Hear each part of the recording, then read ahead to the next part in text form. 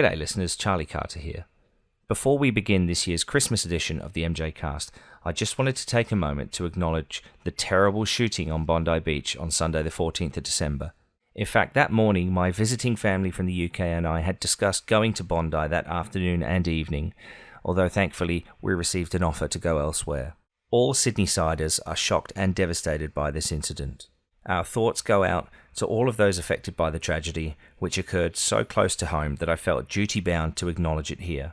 That said, let's get into the show. I hope you enjoy this Christmas episode, and all of us at the MJCast wish you all a very happy Christmas. The following is a presentation from the MJCast, the internet's premier podcast on all things Michael Jackson. I'm a Black American. I am proud of who I am. Together, we can make a change in the world. I want to see you! I like to take sounds and put them under the microscope. There's a driving bass, you become the bass. Let the music write itself. I don't sing it if I don't mean it. Welcome to the MJCast, your source of news, discussion, and interviews on the King of Pop. Welcome to the MJCast. I'm your host, Shawn Shackelford. This is our Season 11 Christmas special. I'm so excited today to be here with our whole team, just about our whole team, and our very regular special guest, whom I will introduce in just a moment. But first, I have to mention that Elise was supposed to be our host for this episode, but she had some work commitments, so she couldn't resolve those. So I am standing in the gap for her today. But she really wanted to be here, and she sends her best and season's greetings to all of the MJ family, team, and our special guest today. So with that being said, let me start by welcoming Charles Thomson, checking in from the UK. Charles, how are you doing today? Yep, I'm okay. How are you doing? I'm doing great. Charles, I've been told that I have to acknowledge something. And I have to acknowledge that you are now the team's longest serving member. So we have to give you kudos for that. Okay.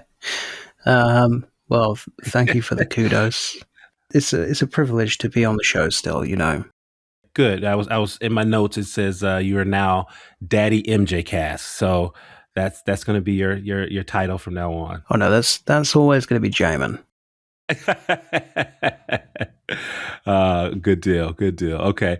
And we also have our outstanding audio editor and co-host, Charlie Carter, checking in from Australia. Charlie, how are you doing? G'day Shawn, g'day Charles, and g'day to our special guest who will be revealed shortly. Good to be here. Hope you're doing well. Good. We're doing well. And how are you doing? I know you had a little injury recently. Yeah. Have you recovered? Well, recovered, not fully. So I've got family visiting from the UK at the moment. My sister and her kids and her husband are here. So one consequence of that is I had to completely move my recording studio and office down into our garage. And on the completion of that, I managed to fall down the stairs while carrying nothing. So I'm a bit battered and bruised and the usual injuries from playing cricket. So I'm feeling sorry for myself, and it's also forecast to be 37 degrees Celsius, 98 degrees Fahrenheit here today. So I am sweating. Yeah. Well, you know what? You're lucky. It's pretty cold where I'm at, so I'll take the 98 any day. So, all right. So I'm glad you're doing better. I'm glad you're doing better. Thank you. And finally, we have our very, very special guest who has made a tradition of joining us for this Christmas episode each year. And we could not be more grateful or excited to have Taj Jackson back. Taj, how are you doing today? I'm doing great today. I'm excited that I didn't break the tradition. Good deal. I'm excited because this is my first show that I'm doing with you, and I excited. Been a huge fan of your family, and then when you and your brothers formed 3T. I was working in a record store at the time, so I got the promo copy. I was putting it on and playing it and pushing it. So I've been a fan of you and your brothers as well. So I'm excited to finally be on the show with you. Nice. Excited to be here. So, gentlemen, it's all men today. How are we doing in terms of Christmas? This is the season. Are we ready for Christmas? Barely. I'll start, I guess. For me, in general, just I have three daughters, and I think it's a little both because I love that I can kind of relive Christmas through their eyes in that way, the magical aspect of Christmas. But then there's I guess the commercial aspect of Christmas that I don't really enjoy as much, which is going to get toys and finding out what they want, and I guess the price aspect of it. So it's a little of both, but I do. It's one of my favorite holidays. I agree with you. Like yourself, I have three girls as well. They're older now, and so I look forward to Christmas. I'm realizing this year they didn't ask for a lot. We built a house and moved in this year, so we told them that was the big gift for us this year. Nice. Yep. So they are asking for a puppy. They're at that age, huh? Yep. Yeah. So, and I'm not sure if this will be ready before Christmas, but we are secretly going to get them a puppy. Nice. Oh, don't let them listen before Christmas. No, I was going to say no. They won't. They won't. So we're all set and ready to go. So we're trying to coordinate it so that way we can get the puppy and have it under the tree. So.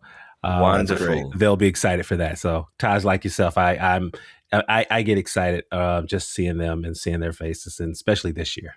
Please film that moment. Yeah. Well, we're gonna have to add the dog's name to our family song, so I'm working that out too. Good. All right, Charlie and Charles, how are you doing with Christmas? Well, as I mentioned, I've got family over from the UK. It's the first time that I'll be spending a Christmas day with my side of the family since 2012. So I'm really excited for that.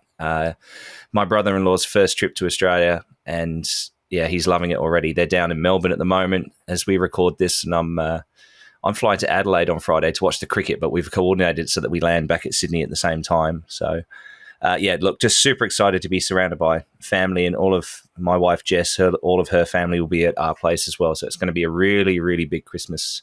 And Taj, I've got to tell you, my niece, Caitlin, she's been asking after you every time I see her as well. She said, have you spoken to Taj recently? Is he okay?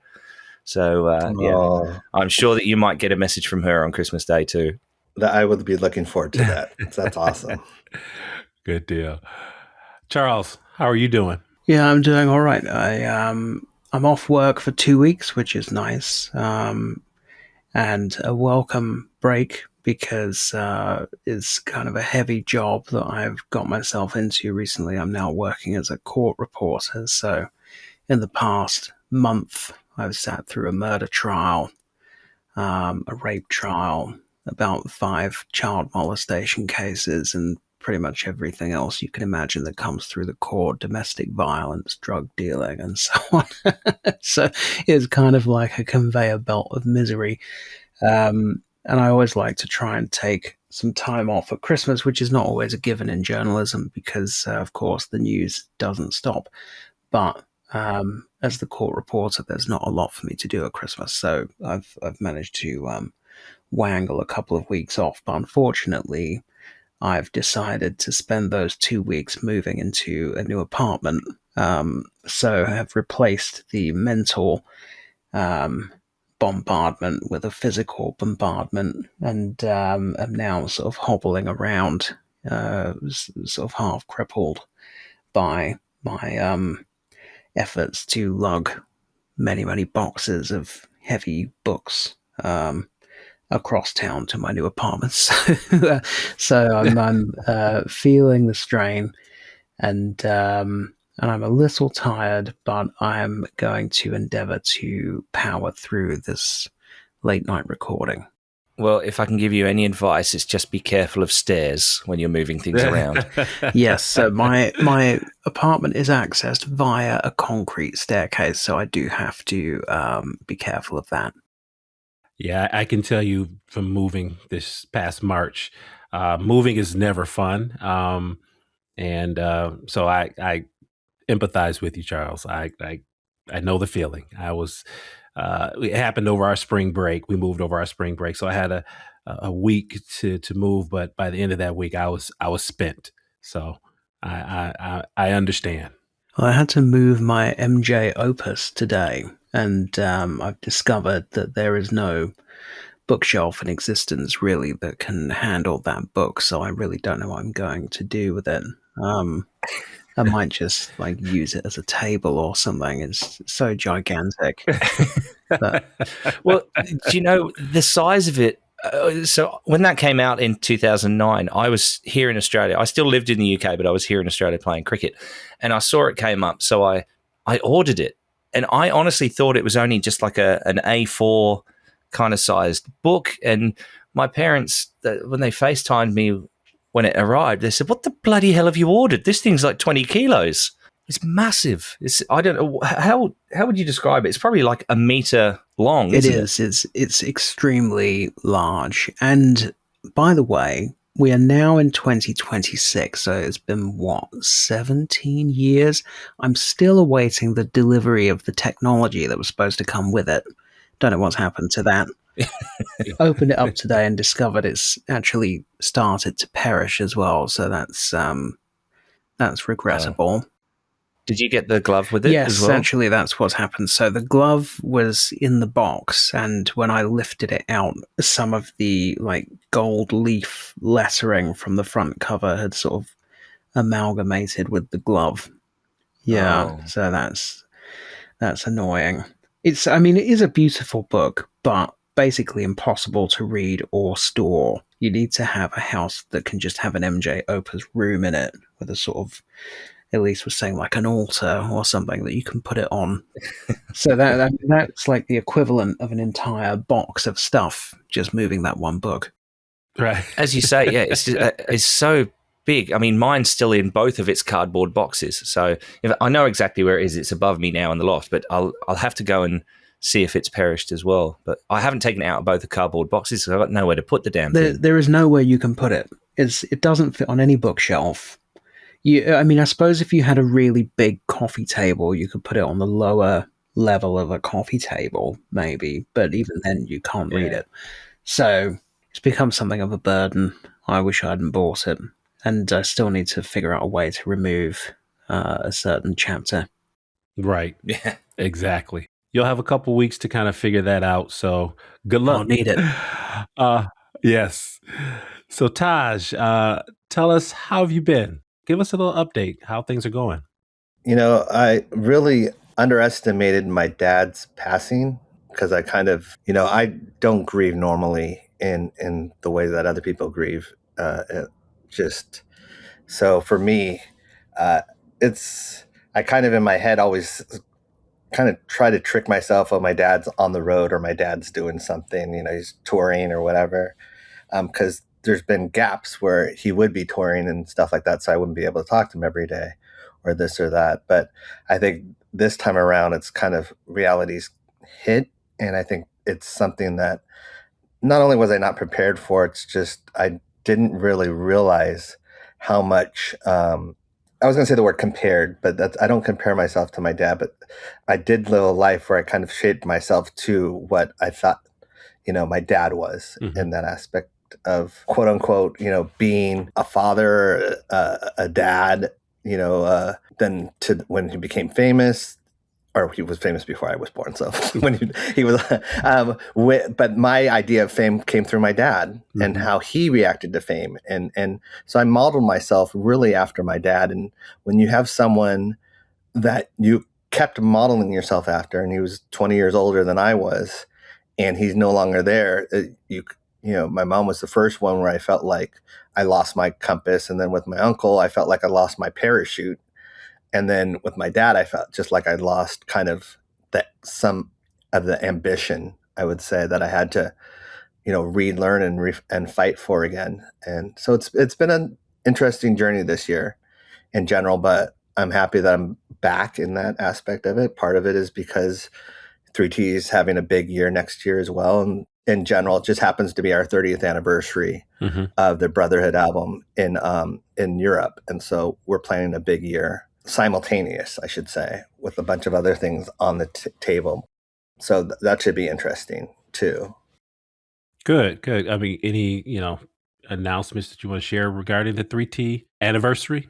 Not really right now, but I can definitely say with anything 3T, Michael's so integrated in it that, with our career and in general. So for fans that are Michael fans, they're going to be very happy next year with a bunch of things that we're working on and then I'm working on separately. 2026 is really lining itself up to be a big year, not just for Michael, but for just the Jackson family in general. So I think for all of the stress that fans have endured over the last 6-7 years, I think 2026, in my opinion, is really lining up to be a year where a lot of that we're as fans we'll always deal with it, and you're as part of the family, there's certain things you always deal with, but I think this is the year where I think the Jackson family and the fandom gets to turn a corner, and there's far more positive stories and positive output that's in store for us in 2026 than in years past. Yeah, definitely. Yeah, this next year should be a big year, and so looking forward to it. Yeah. So Taj, I do have to share this quick story with you of how I met your father. I know the exact date. It was October 15th, 2005. He was playing in Michigan, the Royal Oak Theater, a blues show, and I can't recall who was headlining, but he was playing on the bill. And I never forget, Johnny Taylor's daughter was on the bill as well. And for those of you who are blues fans, you know who Johnny Taylor is. And my parents were huge Johnny Taylor fans. We listened to Johnny Taylor, Tyrone Davis, all of those guys, Little Milton, B.B. King. That was what my parents listened to. So to actually meet her was great. I had to tell her that, I listened to her dad all the time, whether I wanted to or not. So it was great to see her and listen to her perform. But I do remember that day because I'm a huge Michigan Wolverine football fan, and Michigan was playing the late game. They were playing a 3:30 game, and they were playing Penn State, and it went right down to the wire. And the concert was at 8:00, and it went down to the last play. Chad Henne to Mario Manningham for the last play, and touchdown. I immediately sprinted out the door to get to the concert. I made it there in time, brought my Destiny album in the hopes that, I could get close and get his autograph. And I hung around after the show. He did a phenomenal show. Hung around after the show, and he actually came out. And I also met the Jackson Dolls. I know they are huge fans, and I've started following them, and met them that night. And then your dad came out. Great guy. He was very, nice and cordial, signed my album, and I was forever grateful. I took a picture with him.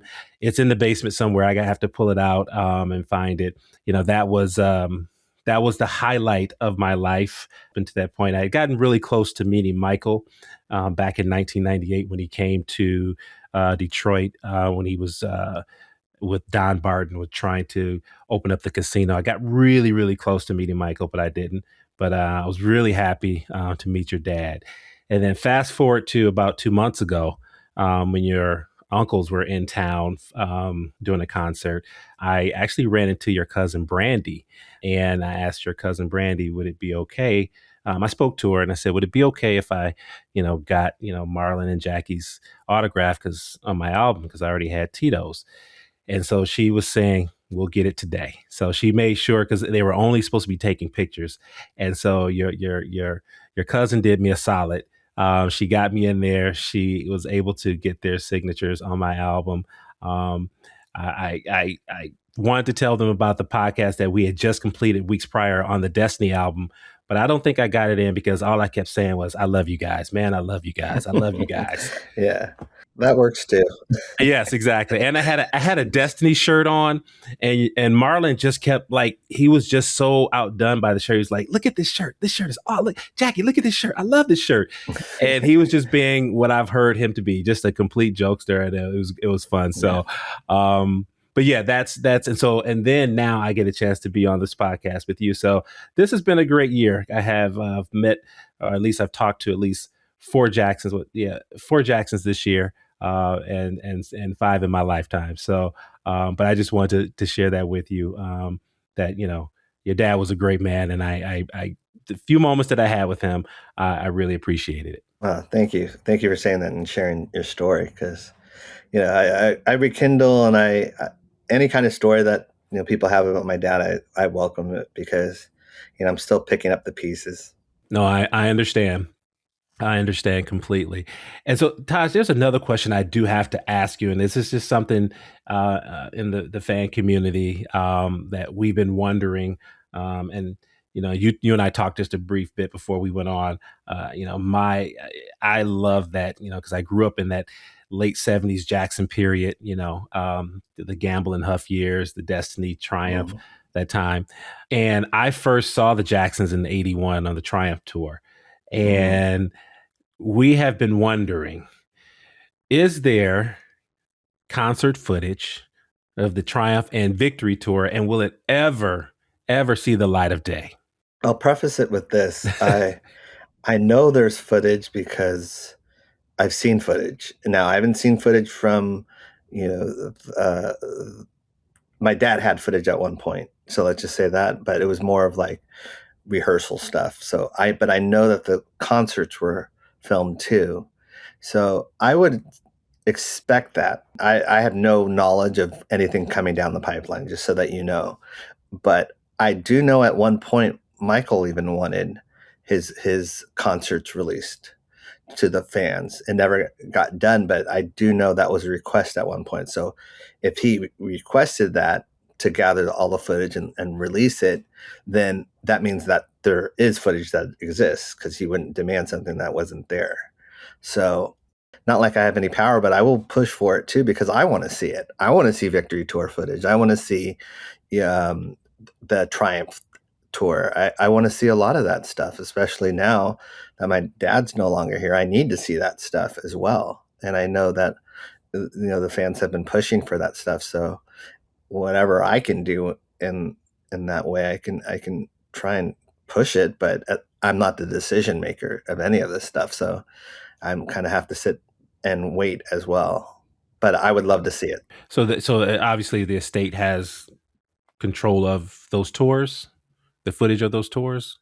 They definitely have control of it, but I think it's a matter of just finding that stuff and labeling that stuff. And it's a lot of editing, because unless it's just one night that they pick and like, we're going to do the LA part, or we're going to do, but if you're trying to mash, a whole tour together in terms of picking the best parts of each song, it's a lot of work as well. But especially now that we would, as fans, demand it, in the highest quality as too. It can't be in that, whatever they filmed at, I think probably Beta or Beta SP at the time.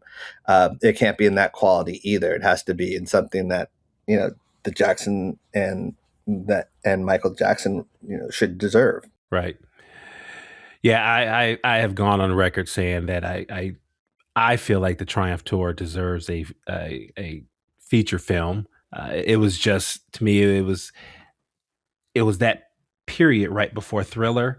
But as we talked about in previous episodes, especially the last one, where the Jacksons were wildly popular. Michael was wildly popular before Thriller, and I think sometimes people forget just how big the Jacksons were, especially in the Black community. So I just feel like that is something that really needs to. People need to see, and it needs to be explored. I agree. That tour, that period of time, was what really jump-started 3T in terms of wanting to be following our family's footsteps, was watching, going to, at the time, I think, I don't know how many nights they played at the Forum, but just going to those LA Forum shows and watching it and seeing people scream, it was something that was so exciting to us that we were like, that's what we want to do. And then they had that Jackson Live album. So we kind of had a cheat sheet, because we would just play that over and over and dance to it and sing to it. And so it was not only that we had the memories of the show, but we had a recording that we could kind of mimic. And that's really how we started back in the 3T days, was mimicking not even really singing, just singing on top of their singing. And then, and at that time, trying to do the moves that they did. That was my number one question that I wanted to ask you, because we've been talking about it, we've been wanting it and clamoring for it, and the bits and pieces of it will leak every now and then. I think there is a Memphis show where I think the first couple numbers are, they have footage of the first couple numbers, and then there's soundboard recordings from the Destiny and the Triumph tour that was recently released on YouTube. So those are great to listen to, but there's nothing like seeing the brothers on stage. And I agree with you. It was going and seeing them. You didn't have the benefit of YouTube or anything like that back then, so you had to memorize what you saw on stage.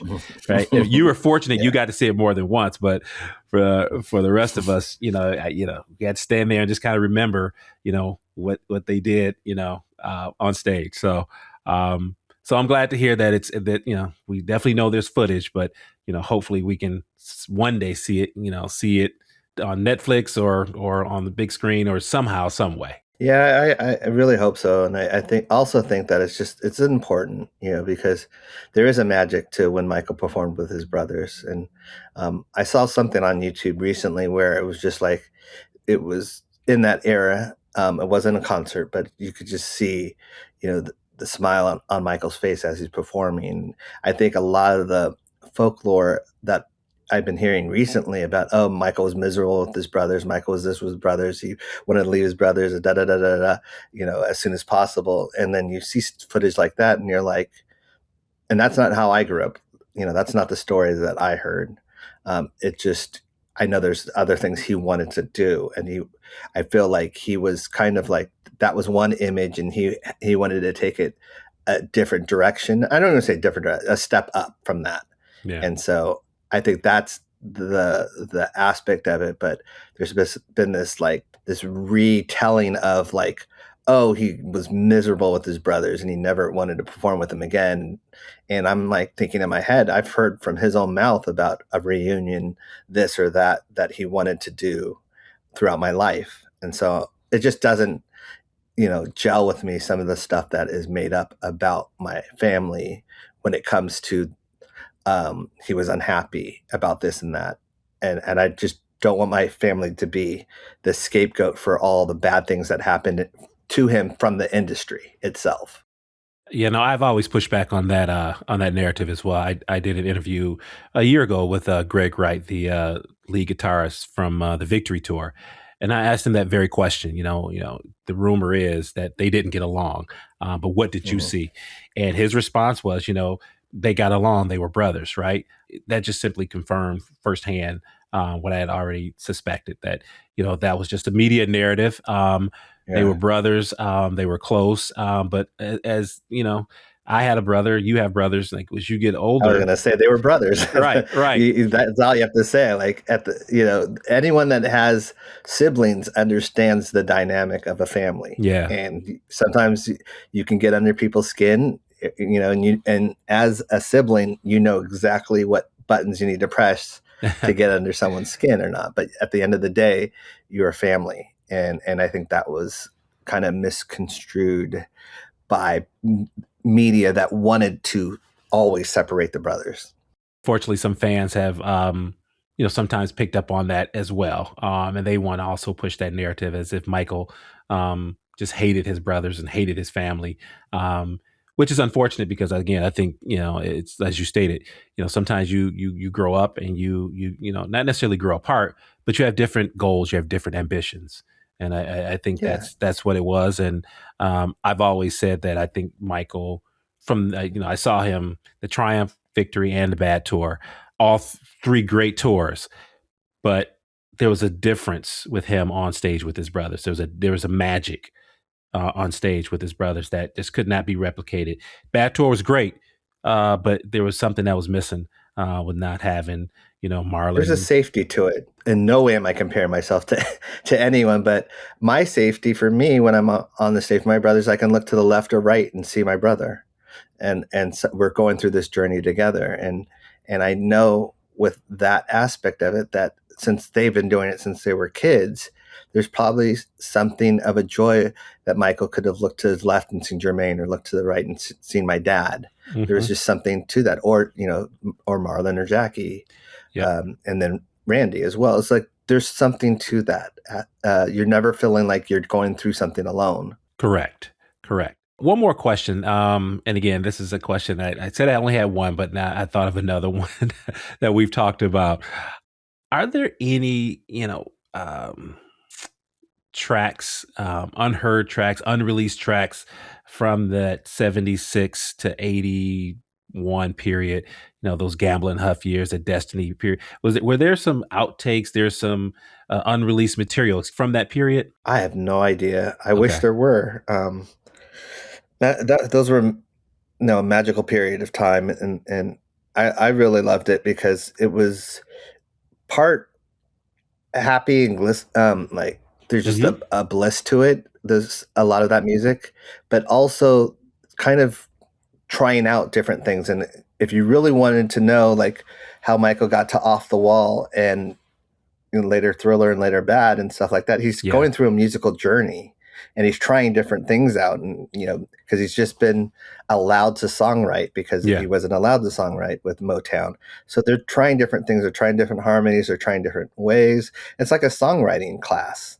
And so it's really, I feel like if you're a fan and you're not going back and listening to that stuff, that you're really missing out on that journey that that Michael later went on, and then met Quincy, and then going through that journey with Quincy for Off the Wall and Thriller and Bad. Mm-hmm.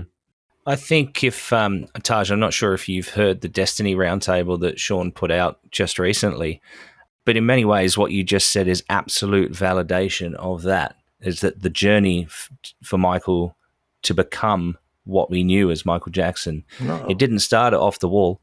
It started a lot earlier than that. And I think, like, without repeating what you've just said, you've just validated that entire Destiny Roundtable. Yeah. Well, yeah. I mean, from the, I don't quote me because I never called it this, but I just don't want to mimic it. But like the hiccups, and all that stuff that he would do, the percussive aspects of it, that started back then. That wasn't something that was, I'm going to do it in Off the Wall now.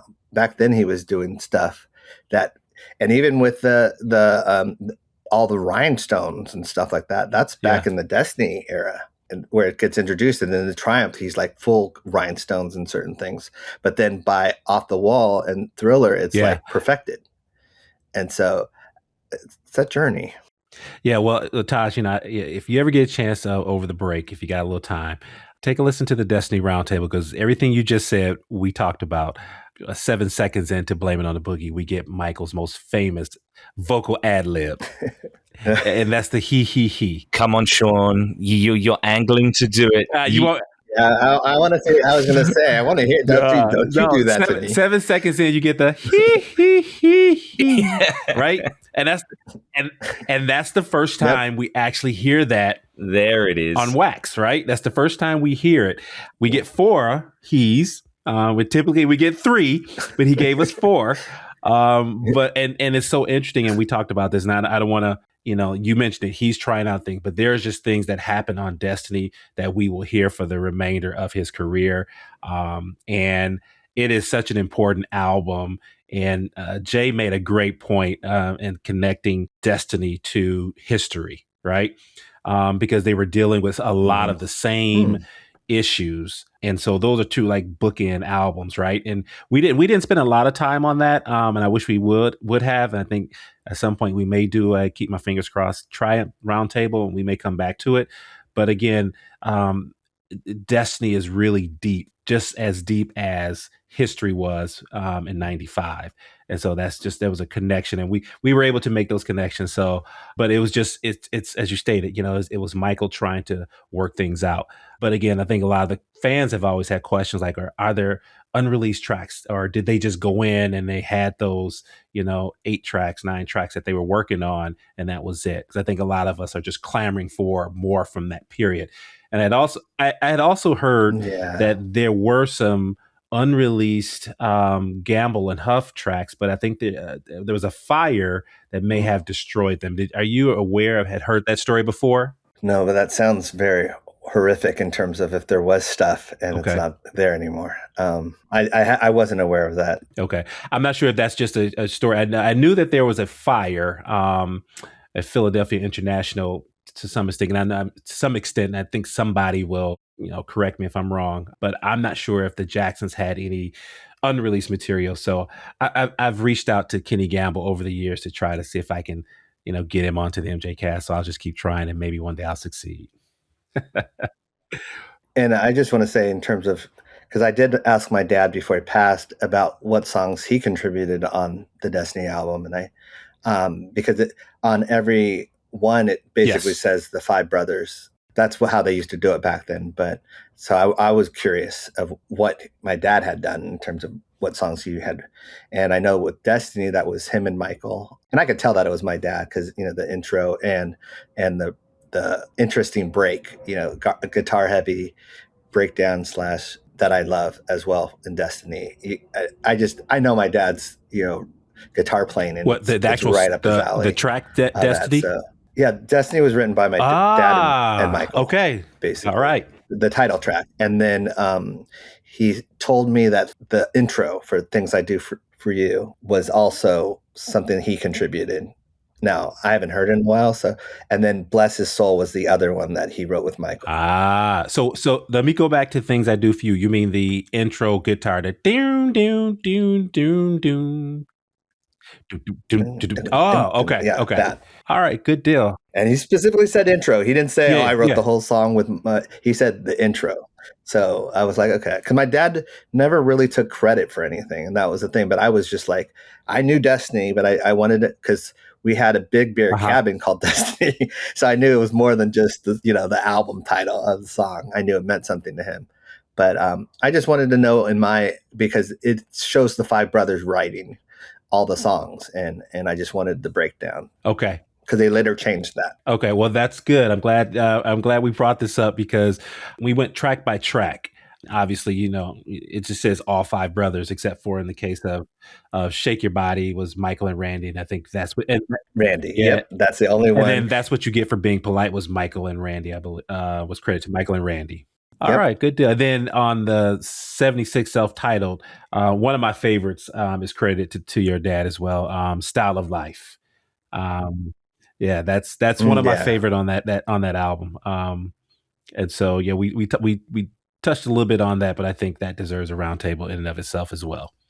I think we might have to get Taj on one of these roundtables. Sounds like it, right? That's what I'm hinting at. So we'll talk a little bit about that at the when we're off air. Oh, I'm sorry, Shawn. You're quite subtle with your hints. I'm as subtle as a flying brick. I didn't get that's the thing. So I appreciate the non-subtle because I don't pick up on the subtle aspects of it. I went right over my head. Well, you know what? It's Taj. I know you get a lot of people asking you for things, so I just wouldn't come out and ask. But I was going to make my way around to I have to repeat this. I'm a huge fan of my family, and so I understand the importance of this because I grew up watching them, and I grew up with the cartoon, and I grew up with the cereal box, and I grew up with everything in that. So I understand why other people would be connected in that way as well. Yeah, as Summer Habib brought up a great point at the end of our last podcast, and he talked about why he's a Jackson Family fan. And I think it's so important to remember that without the brothers, there would be no Michael, there would be no Janet, there would be no Jermaine, there would be no 3T. So I agree with him wholeheartedly. I'm a Jackson Family fan. I had all of your aunts and uncles and your dads on my wall as a kid. And I just never grew out of it. So, it's important to, protect that legacy, and for us as fans to make sure that we honor it and protect it as well.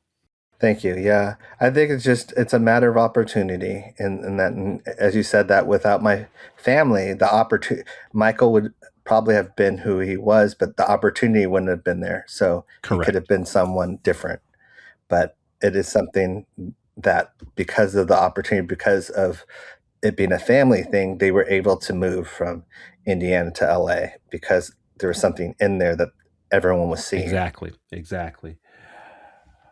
Okay. Well, thank you for indulging me, Taj. I had those two questions, and you know, we've been clamoring for tour footage and unreleased Jackson's material. So we'll just keep our fingers crossed and we'll keep hoping. We'll see what happens. I'll keep doing stuff on my side too because I want to see it. I think first of all, the generation coming up, they deserve to see it because they didn't get to live in this time of Michael and that whole magic. So they need to see the best image and as possible to understand why Michael is who he was. Yeah, and there's a golden opportunity to you still have fans, like myself and those who actually, were born just a few years before me, who actually experienced the Jackson 5 mania. There's opportunities to engage them. They still haven't forgotten, right? They still know what it's like. I was in a meeting with some folks, and we were doing the whole, icebreaker and get to know you, and came to me and I said, there's, the things to know me by is my family, my wife, and my girls. I'm a big Michigan Wolverine fan. And also I love all things Jackson. I say, I love all of Joe and Catherine's children. And so, one of the other teachers came up to me later on, and she was telling me, she's a little bit older than I am. She said, she told me a story about how she went to see the Jackson 5, Cobo Arena here in Detroit. And so, those kind of stories. So there's still people out there who remember that. And I think that there's an opportunity to kind of engage them.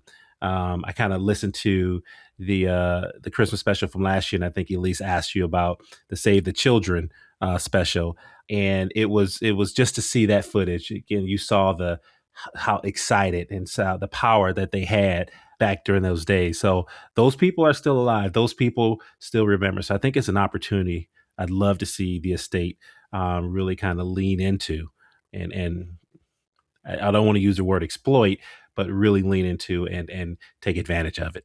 Agreed. Okay, so there's a lot that happened this year in Jackson world and Michael Jackson's world as well. So we'll take a few moments to just kind of go through some of these things, if that's all right with you, gentlemen. Please do. All right. So first thing, I was kind of excited to see there was some rehearsal footage from the HBO special One Night Only, and we saw that there was a part in there where they were going to incorporate Sly and the Family Stone. Sly and the Family Stones, Thank You for Letting Me Be Myself. What do you think about that, Charles? Yeah, it's interesting. That song features in one of the remixes of Scream. It's prominent in Rhythm Nation, and you can kind of hear its influence on Scream, and then there's an official remix that includes parts of Thank You for Letting Me Be Myself. I think it might be Jermaine's book where he talks about how Michael was influenced quite heavily by Sly Stone and George Clinton, who you might not necessarily think of as huge influences on Michael's music. But apparently, Michael and Prince, far from being arch enemies as they were portrayed in the media, would actually trade Sly and the Family Stone bootlegs with each other through the post. But it's very unusual for Michael to cover another artist in concert. I'm trying to think if he's ever done that apart from like on a TV show. So yeah, it was very interesting to see that was part of the plan. And it would have been more interesting to see what the purpose was and the kind of the final plan and what it was supposed to represent. Yes. I was trying to figure out, in some of the footage, it's clearly not Michael. It's somebody standing in for him, but there was one section with someone with a fedora right over their face, and it's kind of blurry. I couldn't tell if it was him or not, to be honest, but I would also be interested to see the rest of that footage. But it's the kind of thing that there's no commercial viability in at all in terms of an official release, so we'll just have to hope somebody leaks it. Fingers crossed. Yeah, I think that's it was released on Lavelle Smith's page. So I had that same question, was that when I first saw the first part of it, I thought it was Michael until I went back and watched it. I think so that's not, I don't think that's him. I think it's Lavelle. Yeah, that's what I think as well.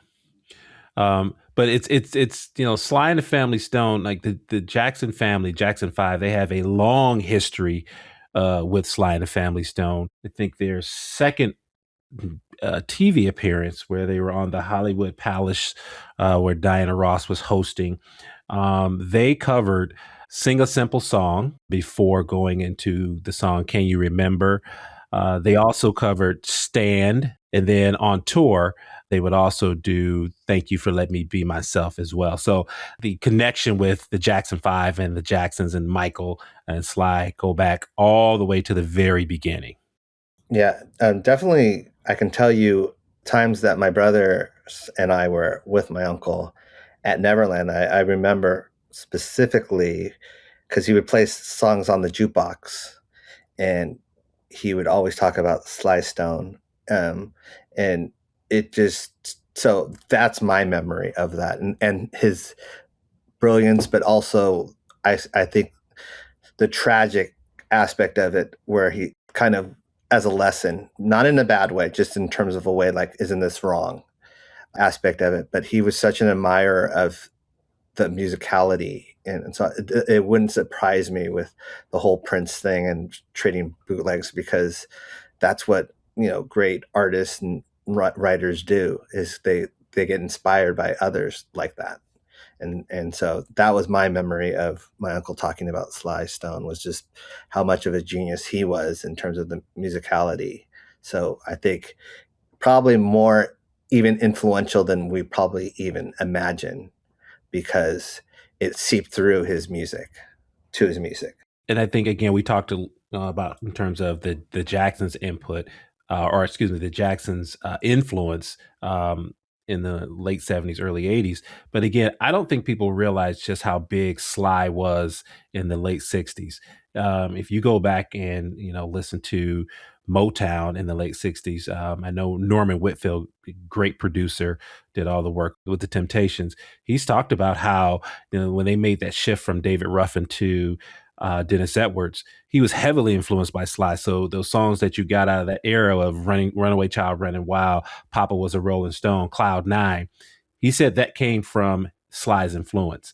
Sly had a heavy influence on Miles Davis, Herbie Hancock. I mean, from what I understand, the way that the Jackson 5 were, presented on stage, the way they dressed was heavily influenced by Sly, which is why they covered, at least 2 of his songs on that first tour. Yeah. So Sly's influence it ran really deep. I think people have forgotten about it over the years.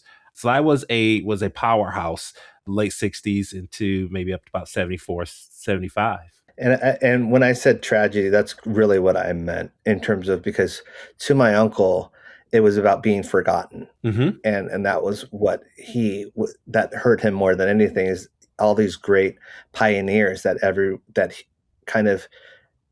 all these people stood on the shoulders of, mm-hmm. and they're forgotten for their geniusness, or just in general, how they influenced and changed music. So I think that's what I didn't want it to sound otherwise when I said that, but that's what that meant, was basically he should be remembered, he should be celebrated. I agree. I'm a huge Sly fan. You just hear so much of his work, how much his work influenced, even Prince, like, the way that Prince even put together his band. He made sure it was multiracial. He had men and had women. Those are all things that Sly did, right?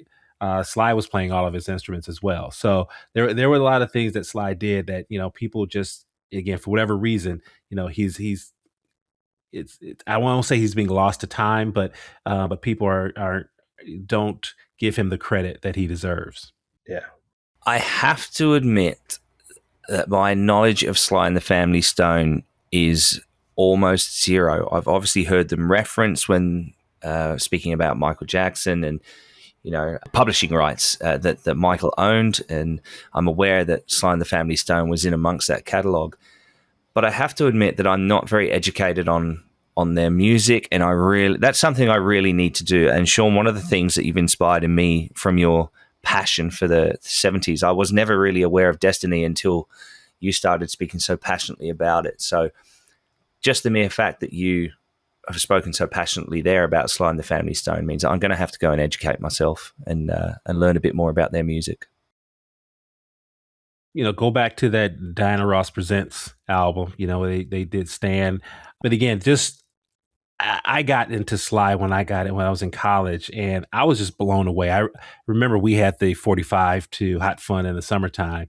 So I remember playing that, but it wasn't until I got into college and then I really got into Sly and I realized just how talented and how deep he was, listening to how he just influenced everyone. If you go back to, Herbie Hancock's Headhunters album, he has a cut on there called Sly. Sly was supposed to have had jammed with Jimi Hendrix, I think the next day, before he died, right? Sly, Hendrix died and he was supposed to have jammed with him the next night. And so he was just, again, I don't think people understand how big he is or big he was. But if you go back from those, listen to those albums, Sly was great. He was great. Even the Jackson 5, you talked about Taj, George Clinton, the Jackson 5 covered I Bet You, which was a Funkadelic cut. So it's just that whole era where you had James Brown, where you had George Clinton, Parliament Funkadelic, Sly and the Family Stone, all of that stuff had a connection to and shaping the Jacksons and the Jackson sound. Purely based off your recommendation, I'm going to go and listen to some after this recording. All right, good deal. I'll check in with you, man. You're going to give me a test, are you? Yeah, yes. There's a riot going on. Is Sly is Sly's Thriller? It's Sly's Sign of the Time. If that. All right. So I can't wait to hear what you think. Awesome. All right, so moving right along, we got an announcement in the last couple of weeks regarding a Jackson Museum in Monaco. Jermaine unveiled an ambitious plan to establish a Jackson Museum in Monaco that will celebrate the artistic legacy of Michael and the Jackson family. That was last week, and I know that that announcement got a lot of attention, probably for all the wrong reasons, but it's still exciting to hear that there are plans for a Jackson Museum in Monaco. So what are your thoughts? Well, the museum it seems from Jermaine's speech that it's a museum of Michael Jackson artworks. And when he said that, I'm afraid my bullshit radar started beeping. Not because I think that Jermaine is bullshitting, but it sounds potentially like he's been persuaded to promote something dubious, because Michael was an amazing artist. He was really good at drawing, but there are a lot of fake Michael drawings in circulation, many of them produced by a certain individual whose name sounds not dissimilar to an ice cream brand. Who owns this supposed collection of more than 200 Michael Jackson artworks, and how did they get them, would be my question, because that is an enormous number of Michael's artworks for somebody to have acquired somehow. So I would be interested to hear a lot more information about where these artworks have come from and who is vouching for them. The bigger news to me was just Jermaine being seen in public, which has not happened since 2019, I think, apart from Taj. When did the video come out for Love One Another? I can't remember when that came out. I think that was the last time Jermaine was seen in public, was his little contribution to that video. So he has been MIA for like 5 or 6 years, and it's just nice to see him back out in the world again. But the Museum of Drawings, I'm afraid, is causing me a bit of alarm. I'm looking to see when the Love One Another one came out, but that I'm in a weird position because I understand, unless there's public sightings, you guys don't know where Jermaine is, but I talked to him, so I know exactly where he is, and that I have a great relationship with him. Now, saying that, this announcement took me by surprise too. So I can't really comment on it because I haven't done my due diligence, because I know there's limitations on certain things that we can and cannot do aspect of it. And so I'm hoping that it's true, and I'm hoping for the best, and that, but I don't have any prior knowledge besides that. I think Love One Another was 2021 without looking it up, just purely because I remember listening to the album when it came out while I was doing a particular job that I did in 2021. I was responsible for collecting most of those clips for that video. Didn't edit it together, but I was kind of responsible for collecting them from all different people and aspects. I also was the one that recorded my grandma in the very beginning of the video. So I was heavily involved in the making of the video, not in the directing or editing aspect of it, but all the people contributing to it. But why I say that is because I should know what year the video came out, or because I was involved in it. But yeah, I think at the end of the day, for me, I wish there was a museum. I think there needed to be a museum a long time ago. I don't know the details of it. It's hard because you can have the best ambitions and intentions to want to do something, and then behind the scenes something happens and then you're not able to do it. So I don't know of that. It could be the person that I think me and Charles are thinking of, or it could be a private collector that he could have attached himself to. I don't know the answer to that. I guess for me, it was interesting to see, because I know it was great to see my Uncle Jermaine out in the public, quote unquote, because I have such an admiration for him in general. So just seeing him made me happy. So Taj, on that note, in terms of a museum, has there ever been any conversation around doing anything museum-like in Gary, Indiana? Well, I know before Michael passed, he wanted to do a museum. That's why it was hard for me to see a lot of his stuff go and be sold off, because that was something that he wanted to do in general. Now, whether it was at Gary, Indiana or not, I don't know that aspect of it, but I do know while my dad was alive, a lot of the stuff was why aren't we doing something in Gary, Indiana? And the compromise, I think, was the Hard Rock Cafe hotel in Gary, where my dad lent some of his guitars and really sentimental stuff to there. Look, I always think a museum is incredible, and there should have been a Jackson Museum a long time ago. And I agree. And I just always feel like it's an opportunity there in Gary. And I've been to 2300 Jackson Street a few times, and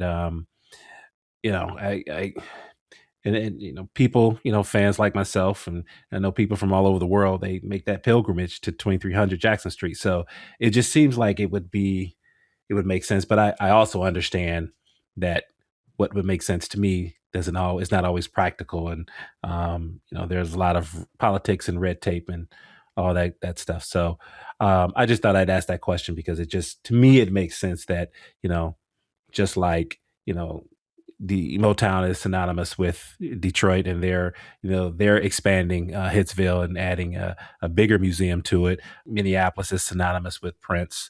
You would just think that, there should be something in Gary. Those are just my thoughts. Yeah, I agree, but I think it's also one of those things of, as you said, there's a commercial aspect to it in terms of whoever invests in it wants to make money back from it. Yeah. And unfortunately, in today's world, how I look at it, especially in America, it's like my family is very underappreciated, and compared to the rest of the world, the value of my family in terms of, and I'm not even talking monetary, I'm talking in general. And so you go with where you're loved. So very true, and so very sad at the same time. I know I called into a radio station many years ago to request some Jackson. It was a public radio station, and they were doing what's called a midday dance party or something. I got called in just to ask for the Jacksons, and my request, I called them the first family of music. And in repeating it, the disc jockey changed it to the first family of R&B and soul music.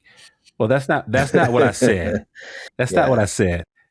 You heard what I said the first time. I said the first family of music, and so I think that goes straight to your point that in America there is a devaluing, I think, of the Jackson family and the Jackson family name, but unfortunately, as much as they try to do that, the numbers, in terms of, sales and popularity. I know my girls are in dance, and their theme last year was MJ, right? Mm-hmm. And so their competition theme and was MJ, and they were excited to come home and tell me because they knew that I would love it. So his popularity, the family's popularity, is not going away anytime soon. Yeah, they just try and downplay it, but you're 100% right. The public is saying otherwise, and now the public has even more of a voice and say of what they want to listen to or not listen to. It's not really in the hands of the gatekeepers anymore, but they still try. Correct. Absolutely. I think it's very much evident that the public has a huge appetite for all things Jackson. I mean, what Charles said for a few episodes back about the reviews for the MJ the Musical in London being written and released within seconds of the show, the opening show finishing, tells you all you need to know. It shows that those reviews were written already. There's a guy who does a podcast around the Kennedy assassination, an Australian guy called David Free, and his podcast Ghosts of Dallas is excellent. But he also wrote an article about MJ the Musical, questioning why it was needed or anything like this. But the public quite clearly wanted it because, many shows were sold out. It was a successful run. They've extended it here in Australia, and it's in Melbourne as we speak, and we know it's going to Brisbane and Perth as well. So I really don't understand why the media narrative towards Michael and the Jackson family is so negative when clearly there is a positive appetite for all things Jackson through the general public. Surely they would sell more copies of whatever they're trying to write if it was a positive story. From what I can tell, it's like a big boat. It takes time for it to turn around. And I think as generations grow up and the ones that were there in the way beginning that are just used to bagging on Michael and the family, they're kind of retiring and stuff like that. And we are getting fresh voices and people that are starting to realize that, wait, it might be more great for our, whether it's podcast or our site, or if we do tell the truth and we talk positive about the family and what they've accomplished, as opposed to just trying to always downplay them or try to sabotage them. But old habits die hard. So it's one of those things that I'm seeing a turnaround of it, but it's still, for me, it's not fast enough. But at the same time, it's mainly the people that have that journalistic power, and I have to always correct myself, or as Charles will tell you, like, I don't paint a picture of all journalists bad, because there's some great journalists out there, but it's like the ones that usually have the megaphone are the bad ones, because they're willing to lie and do a bunch of stuff to get up there to that point where they have that megaphone. And that's the hardest part, is because it's there needs to be more positive Jackson news and stuff like that. But the Jackson family and Jackson 5 should be reminded to the people, just like every other group from that is reminded about their influence in this industry. But that's not the case. I think the phrase you used a couple of years ago on the Christmas episode is one that has stuck with me, is that those who shout loudest tend to be the ones that get heard. Yeah, I mean, for now, I think that for all the bad that social media has brought us, it also has allowed people that fight hard for Michael's legacy and want to know. And also, when we talk about Billboard being this legacy magazine and legacy entity that people used to respect, or Rolling Stones, and then you're realizing, the audacity of, when it comes to that the Halloween songs and Thriller's not even in the vicinity of the top 10, you're realizing how ridiculous some of this, their ideal of what reality is for them, and then what is the reality for the public. And the public responded in the most beautiful way they could by giving Michael a top 10 hit again. And I think 2026 is going to be really hard for them, because I think there's just going to be so much, positivity just around the biopic, right? I don't doubt that the biopic will do $1 billion. It's going to be a massive movie. Of course, they're going to rehash some of those old negative stories, the untrue stories, but it's going to be very obvious what they're trying to do, and it's just not going to work. And it really hasn't worked.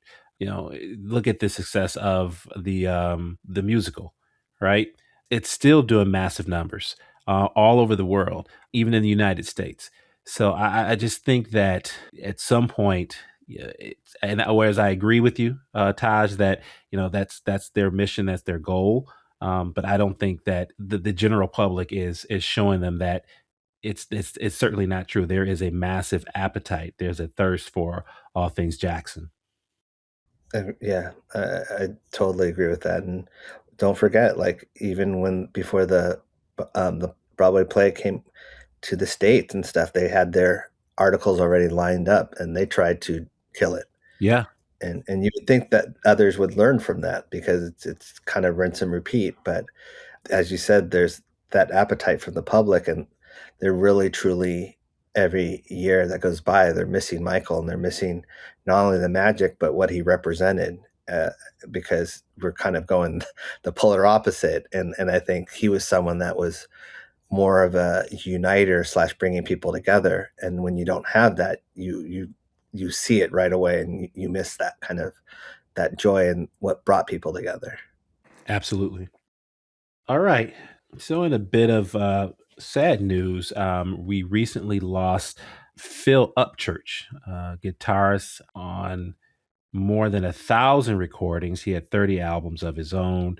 But MJ fans, Michael fans, will remember his work on Working Day and Night. So that energetic guitar on Working Day and Night was courtesy of Phil Upchurch.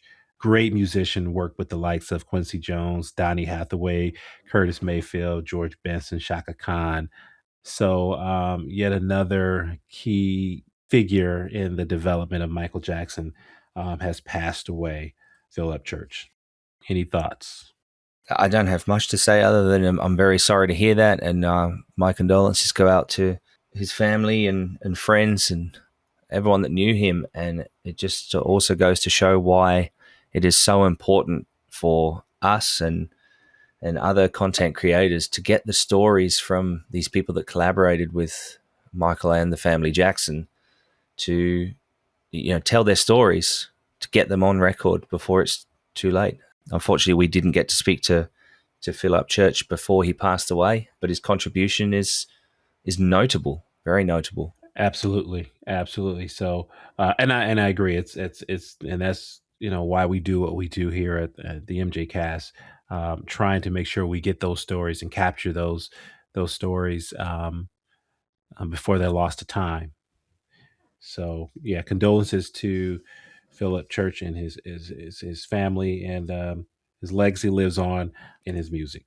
And I want to say that I appreciate you guys doing this, because I'm not always on social media, so I didn't even know the story. And I think that MJCast is like this perfect, and I've always thought so, this perfect like time capsule. I just know, as someone that when I lost my dad, I appreciated everyone that acknowledged him. I can only imagine, with that, the grief and just knowing that there's this podcast that is appreciating this person that contributed so much musically to the world. I mean, how many songs or whatever? That's like a body of work that is so incredible in itself. Take away that Michael Jackson aspect of it, just in general, all the people that he played for or inspired. So, our next item that we want to talk about is Brett-Livingstone Strong. He was a sculptor and friend of Michael. And so recently there was a court case involving some copyrights that he said Michael gave to him. Now he wanted to sell those to pay off $2 million in unpaid alimony and child support to his estranged wife. So here we have yet another court case involving, or not so much involving Michael, but involving someone having copyrights given to him by Michael. And I guess the biggest concern here is the fact that these copyrights may end up in the hands of a new buyer, and there's no telling what may end up happening with the art that was created by Mr. Strong. So, any thoughts on this? I think that possibly what the goal is here is, considering the record profits that have been announced by the Michael Jackson estate over the last few years, is that possibly he's angling for the estate to buy these pieces of art back so that they can control the copyright. I mean, at the end of the day, if they are his, they're his to sell to whoever he wants, but perhaps he might just be angling for the estate to come and take control of them again. And that would make sense. So we'll have to see how that all works out. But speaking of court, Charles, do you have an update on the other court matter? Yes, it's a brief one. So we have been awaiting a decision on whether the Cascio family will be permitted to sue the Michael Jackson estate over their new allegations of alleged molestation, or whether they will be forced to comply with the binding legal contracts they've already signed, which would force them into arbitration. The decision on that matter has been postponed again. That's the second time it's been postponed. I believe it's now due in January. Now, my friend Konstantinos, who attends a lot of these court hearings, he went to a recent hearing and he said there was one decision which was made, which was that the Cascio case cannot be joined with the Wade Robson and James Safechuck case. They're going to be kept separate. The judge was quite clear that there's no connection between these cases and no good reason to join them. But in terms of whether the Cassios are going to be allowed to sue, we will have to wait a few more weeks. So thank you, Charles, for that update. And so we'll stay tuned. And obviously, we're hoping for a quick end to this court proceedings. And obviously, we're hoping for a positive outcome for Michael and the estate. So speaking of the estate really takes a quite the beating on social media in terms of their social media posts regarding Michael. It usually is around the low quality pictures and low quality videos, and then sometimes just getting facts just downright wrong. And so in keeping with that tradition, the estate they posted a video for the song Cry from Michael's Invincible album. And it didn't quite go over well with fans. A lot of fans complained about the low quality pixelated video clip. One fan even said that even black and white TV shows have better quality than this. Another compared it to a video game, saying, "Is this world like Minecraft?" So, what are your thoughts? What are your thoughts on the state's post regarding the Cry video? My question about the estate's posts is often just why. Because they often just bear no relation to anything that's going on. It's almost like they have a sort of random tweet generator that just produces things through AI or something. So, just as an example, last year, they managed to go the whole of October without mentioning Thriller or Halloween at all, which was just, or maybe they did once or something. It was bizarre. So they would be tweeting stuff like, one day Michael went to this place, and it's just like, yeah, okay, why have you posted that today? There's no rhyme or reason to a lot of what they do. It doesn't feel like somebody who knows what they're doing is in charge of it. And they obviously have this unfortunate history as well of sharing, for example, photographs of impersonators, which is just unbelievable, really. So, I mean, the Cry post, I mean, was it shit? Yes, it was. But, it's, was it out of keeping with the general quality of their tweets? I would say no. I'm not sure why that one attracted so much criticism compared to all the others. but yeah, I mean, it's just bizarre. It's almost like going to dinner with somebody and they just keep saying strange things out of the blue that have no relevance to what you were previously talking about. You're talking about something and then they just go, have you ever owned a trampoline or something? That's kind of the quality of the estate's Twitter.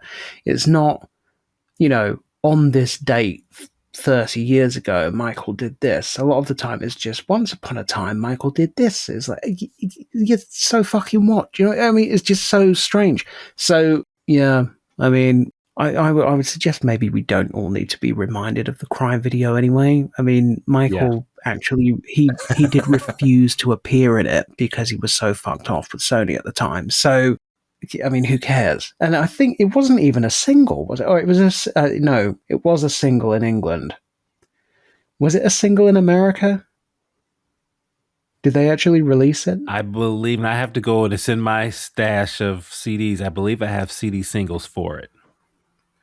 Okay, I remember I bought the single and it actually had some thing on it where if you put it in your computer it played the music video. Maybe that's where they got the screenshot from.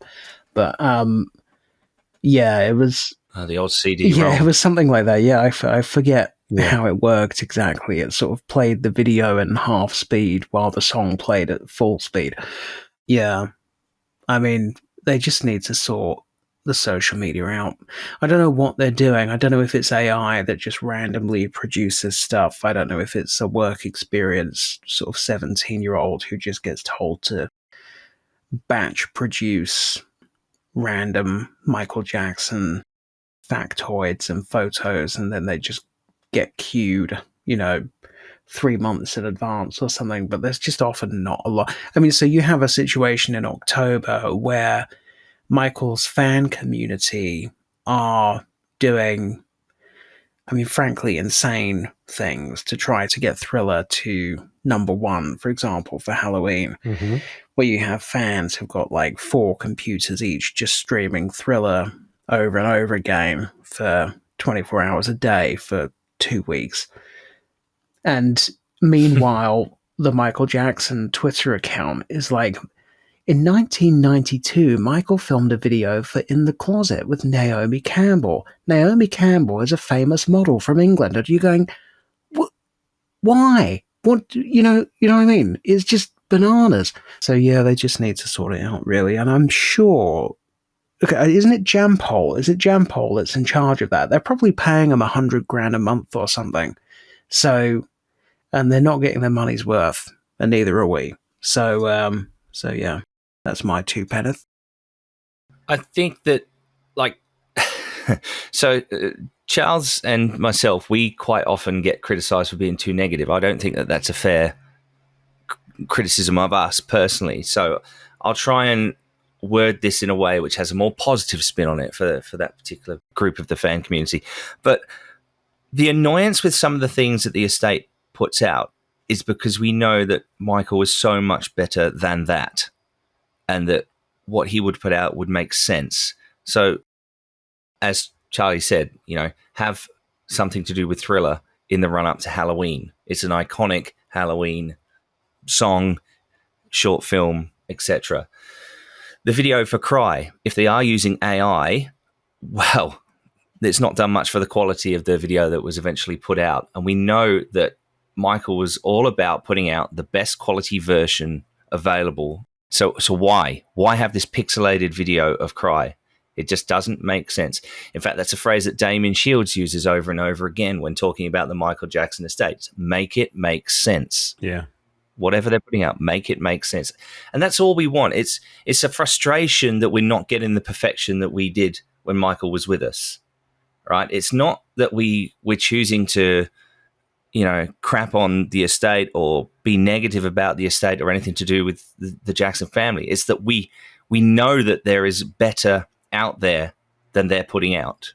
It's a frustration. It's not a negativity as such. It's a, come on, guys. We know you can do better, so why aren't you? Lift your game.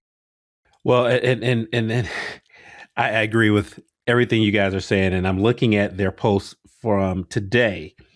And so today's post is, and I feel like they're trolling us here at the MJCast, right? With this post, because this one is released this week in 1979. The Jacksons' Destiny album featured Shake Your Body Down to the Ground. Subjective Sound writes, while a group effort, this is Michael's song, as his lead vocal can be seen as a precursor to his style heard on Off the Wall. Yeah, we talked about that a little bit. And then what's so interesting is they use a picture of the John Luongo mix, which I referenced in the last show. So, and I think there are a lot of people who are in the comments are saying what I'm saying, that this isn't a Michael song. This is, Taj talked about it earlier, that, this was, those songs were written by the brothers. It's one of those things where you would think that, they would have, if they had a fan who actually knew, or not even so much a fan, just a person who actually knew the music, who knew the history, they could come up with better posts than what they're coming up with. Taj, do you have any opinions on the Michael Jackson estate's social media? I was going to chime in, but I was like, should I or shouldn't I? But that was the pause that you guys heard like that. I'll just say this in general. Like, one of the things that I think it's getting better, but in general, I don't think with anything, not just on the socials, you don't have to diminish the Jacksons to make Michael Jackson great. He's already leaps and bounds greater than any entertainer of all time, like for me. And so you don't have to diminish the Jackson family or the Jackson brand to make Michael seem bigger. He's already there. Aspect of it for me. So that's the thing. I feel that the brand, the Jackson family brand, and the Jackson 5 and the Jacksons, and I think that needs to be highlighted more, because that also Michael was a part of, and a huge part of that. And that's the thing that I feel that's always getting neglected. This state can definitely do a better job. And it's embarrassing at times, or most of the time. Did they mention the brothers in that tweet at all? Did they say the name, something with his brothers or whatever? No, it says while a group effort. This is Michael's song. You can name the brothers, or you can say the word brothers, like in that. And I'm trying not to be. I'm very protective of my family, as you can tell, and like it's almost like the equivalent of someone saying you're going to get sued if you use the word Jackson brothers or anything like that. And I know that's not the case, but that's what it feels like. You can't mention their names, and I feel like that's part of Michael's journey, was the Jackson 5 and the Jacksons, and to an extent that is what made Michael. And as an artist, not compare myself to them, but it would be the equivalent of us saying, okay, well, we don't want to mention our what happened 30 years ago for us and our songs, and like we're different now. And it's like, no, you always have to, because that's nostalgia for people. That's what some people grew up listening to, that, and that's what made them love you now. And so we're always very aware of that nostalgia factor. And I think there's a lot of people left in the dust, or left going, okay, why do we not hear about this, or Christmas time now? And it's, why don't we? I mean, I hear it in the malls all the time. Santa Claus is coming to town. Why don't we hear that through the socials and stuff like that? That's one of the big Christmas songs. And it's like, that's when I would promote it. That's what I would say, that's part of his legacy. Yeah. Just like, October should be Thriller, the song, the video. Like they should be promoting that all October. December should be you're promoting Destiny and you're promoting the Christmas album, because the Jackson 5 Christmas album is just not that song, Santa Claus Coming Down. It's just the Jackson 5 Christmas. People know that album. And so that, I mean, it really should be hitting, again, the moment, the day after Thanksgiving, the estate should go into overdrive in terms of promoting the Jackson 5 Christmas album, Destiny album. Because again, it's Christmas album's amazing. It's not like something that you would have to hide from and be like, we regret doing it. It's an amazing album, and they sing all the staple Christmas songs. So for me, like, not only is it part of my childhood, it's like I hear it in the malls all the time. Just not, as you said, not just Santa Claus is Coming to Town. Frosty the Snowman to a bunch of other ones. I've heard there's renditions, and they deserve to be played over the mall speakers and stuff like that. And the only way that people are going to discover it if people play it. Yep. So there is this movie. I don't know if you guys have heard of it, Wicked. I know my girls have gone to see it. They've seen both Wicked movies. I have not seen them. But recently, the director John M. Chu opened up and talked about Michael's influence in the movie Wicked. He says Michael is a part of the American story as well. He was growing up in the 80s and 90s. His music videos, his short films were the new musicals, which is very true.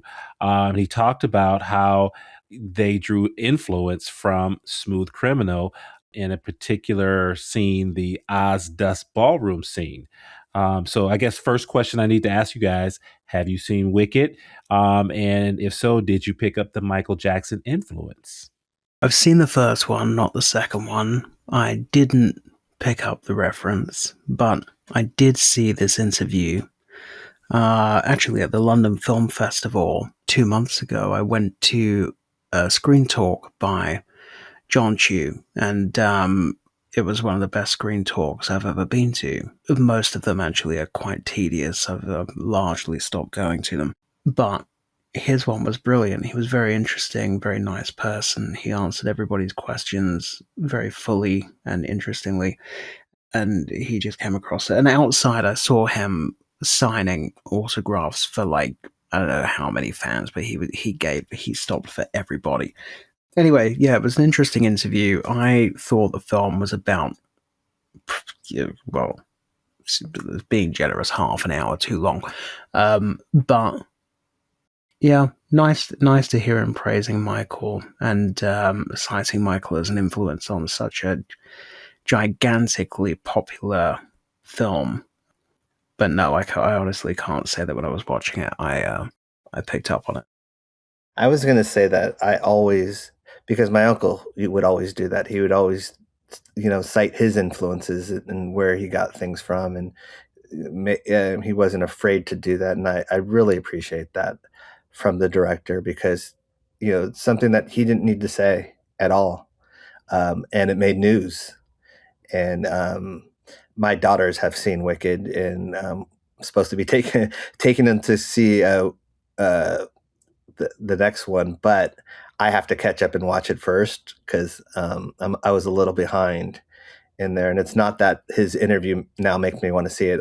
It's been on my list to see because I grew up watching musicals, especially my uncle was such a big fan of musicals that we'd watch them usually at Neverland. So I feel like I haven't, that's one of the dying things in the cinema that, every once in a while when a musical comes out, I want to support it. So, but this did make so much money, and I'm happy that it did because it can greenlight the next one.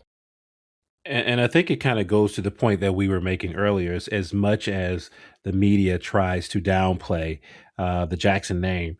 Here's yet another example of, and we're going to have another one in the next story, where you see and you have the director, you see the Michael Jackson, the Jackson influence in these projects, right? And this is not just a small project. This is Wicked. This is a huge. This is a big movie that's been a huge success, and yet there is a direct Michael Jackson influence.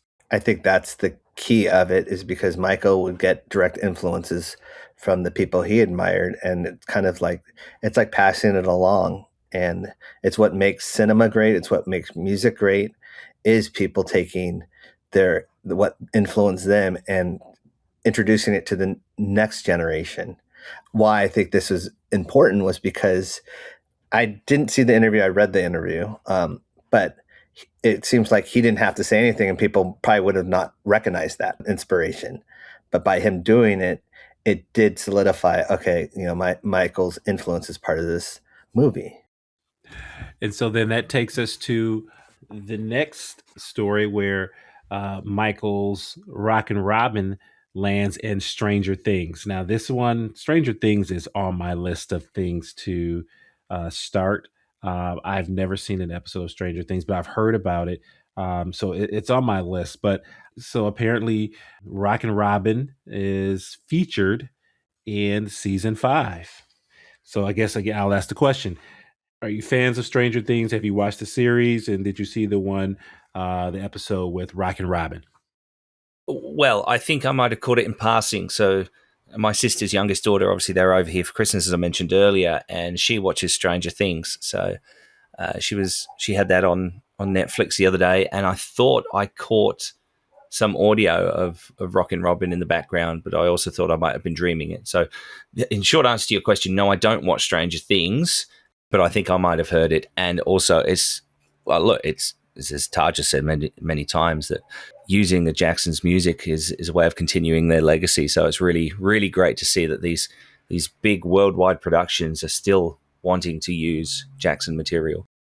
I am a big Stranger Things fan, have been since the first season. Unfortunately, I haven't seen season 5 yet because I like to do those recaps, those like 30 minutes to 40-minute recaps to catch me up on like because my brain doesn't remember like the previous seasons very well. So, but it's on me and Tiana's list of what to see. It's just Christmas is now, and it's one of those things that's like it's hard to catch up. But I did hear the news of Rockin' Robin on there, so that made me really happy because yes, it is something that a new generation of people will have discovered that song. And I always think there are gateways to things, in terms of gateways to someone's music, or of people learning about Michael and learning about the Jackson 5, and those songs are funny. I should say fun and funny to me, because at the same time, like Michael or Jermaine would have a solo album and the brothers would be singing on it, backgrounds. So it's like, to me, I just didn't know what justified, a solo album versus, a Jackson 5 album. Like, I still don't know to this day what would be, because they would be singing on 95% of those other songs as well, the solo songs. I always got the impression that they just went in, recorded a bunch of songs, and then the powers that be said, okay, well, this is going to be on the J5. Oh, we'll take these and put this on Michael, and we'll put this on Jermaine. And that was it. Yeah. Yeah, like if that's how it goes. Like that song, like there's Jackson 5 all through that song. Yep. And same thing with Rockin' Robin for me. Like just it's interesting. But hey, I don't know the formula. Whatever it was, it worked. So let's just say that.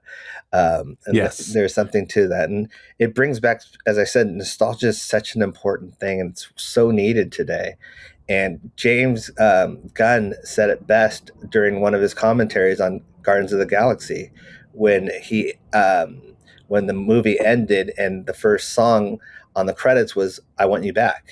He's like, he said in the commentary, I couldn't think of a better song that people would leave happy out of the theater than that song. That's the perfect song. And it was, and it had little baby Groot dancing to it. And it was like, that's a song that people hear and they smile when they hear that song. Absolutely. Absolutely. Charles Thomson, do you have anything to add? Well, I've never seen Stranger Things at all. And indeed don't have any streaming services at all. No film, TV, or music streaming services apart from BBC iPlayer. So I know nothing about it. Never seen it. Can't offer an opinion. Well, then we will move on to two current artists, very popular current artists who are channeling Michael Jackson during live performances.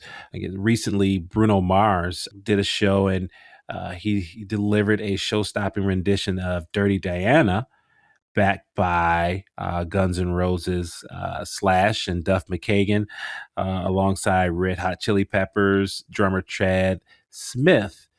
But then also, there was a video released last week of Chris Martin from Coldplay at the piano playing The Way You Make Me Feel. So again, it kind of comes back to the point we were talking about earlier, Taj, where, the media really wants to downplay the Jacksons and Michael Jacksons. And yet you got folks like Bruno Mars, along with members of Guns N' Roses and Red Hot Chili Peppers. And you have, Chris Martin from Coldplay. These guys are out here playing Michael Jackson's music, right? So what do you think about that? I do want to say that the industry at whole has always been incredible of giving flowers to my uncle. It's always to me that it's been the media aspect of it, that the downplay of it, because I can sit here and probably name 30 people that have played a Michael song or a Jackson 5 song on the stage, and given flowers over the last 2 decades. So and these are huge artists. I don't think there's an artist that hasn't that's been huge. I think because their music and is like that soundtrack to their lives, and they want to not only give back, but they want to acknowledge that. I truly do appreciate that because I see it, and it's usually something that their fans, if they're not familiar with the song, they end up loving it. If they are familiar with the song, or they're even more excited because they're like, oh, my favorite artist is performing a Michael Jackson song, which is, another of my favorite artists or Jackson song. So it means something. I just, so I hope it continues in general. I don't think it's the first time Bruno's covered Michael, and I hadn't heard of Coldplay before, but I know in general how huge they are worldwide, where they get kind of downplayed by America because they're huge all over the world and are always in that record-breaking tour thing. And they have a lot of amazing anthem songs. Even if you're not a fan of theirs, I am, but they have that formula that they're just succeeding. And so for me, I really do appreciate it because it's part of that legacy aspect of keeping the family legacy alive and well. And, artists have started doing that. The media wants to say about our family or the lack of influence that they try and, bestow on us, which is not true. I have to say, I don't know if I've told this on the podcast before, but I actually have a small link to Coldplay. Wow. I echo your sentiments completely about all these, record-breaking artists and how many of them cite Michael Jackson and the Jacksons as a huge influence in their own material. Bruno Mars, for me, is like a cross between Michael Jackson, Prince, and James Brown. Like I think he embodies all three of those iconic artists. But yeah, my link to Coldplay. So back in the sort of early to mid 2000s, I was obviously living over in the UK where I'm from, and I worked at a flying school at Exeter Airport.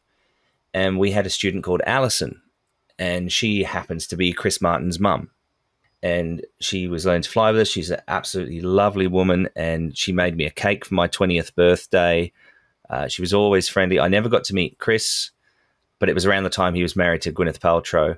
And also then, off the back of that, I ended up playing a game of cricket with his father as well at Countess Weir in Exeter. So, yeah, so there's my small little Coldplay link. Bit of a name drop there. I love it. So yeah, and there was another reference from the Rock and Roll Hall of Fame ceremony recently. The bassist from Soundgarden, as they were being inducted into the Rock and Roll Hall of Fame, he broke out into song singing "I'll Be There" and talking about how that was an influence on him when he was coming up. So again, it just goes to show you, and we've talked about this before on the podcast before, in terms of all the folks, all the musicians who have been influenced from, Eddie Vedder talking about first album that ever influenced him was the Jackson 5's third album. We've talked about how Lenny Kravitz, said that seeing the Jackson 5 on stage changed him. We talked about Babyface. He was the, president of the fan club in Indianapolis for the Jackson 5. So there's so many of these artists, and we're talking about different genres of music here. We're talking about, you can also talk about how Marcus Miller talked about how he was influenced by Jermaine, and that's why he picked up the bass. There was also another video done by renowned gospel artist Fred Hammond. He released a video last week in response to the video of or the announcement by Jermaine in the Monaco Museum. And he talked about how, it was Jermaine who influenced him to pick up the bass. And again, we're talking about, Fred Hammond, who is a gospel artist, right? So now we're talking about, I've just named a gospel artist. We got guys who play grunge music, rock and roll music, jazz music, jazz fusion music, R&B music. All of these guys are very open and vocal about how the Jackson 5 influenced them.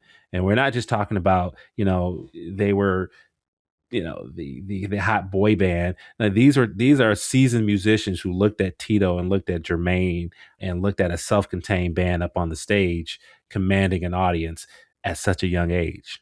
So the influence is real, and I think as much as the media wants to try to push that narrative, there's always going to be people and and musicians and fans who will always push back. Very true. I've always admired, and I think after I lost my dad, because I always admired my dad's performance playing, at a young age, and always was grateful for how talented he was and how talented the family was.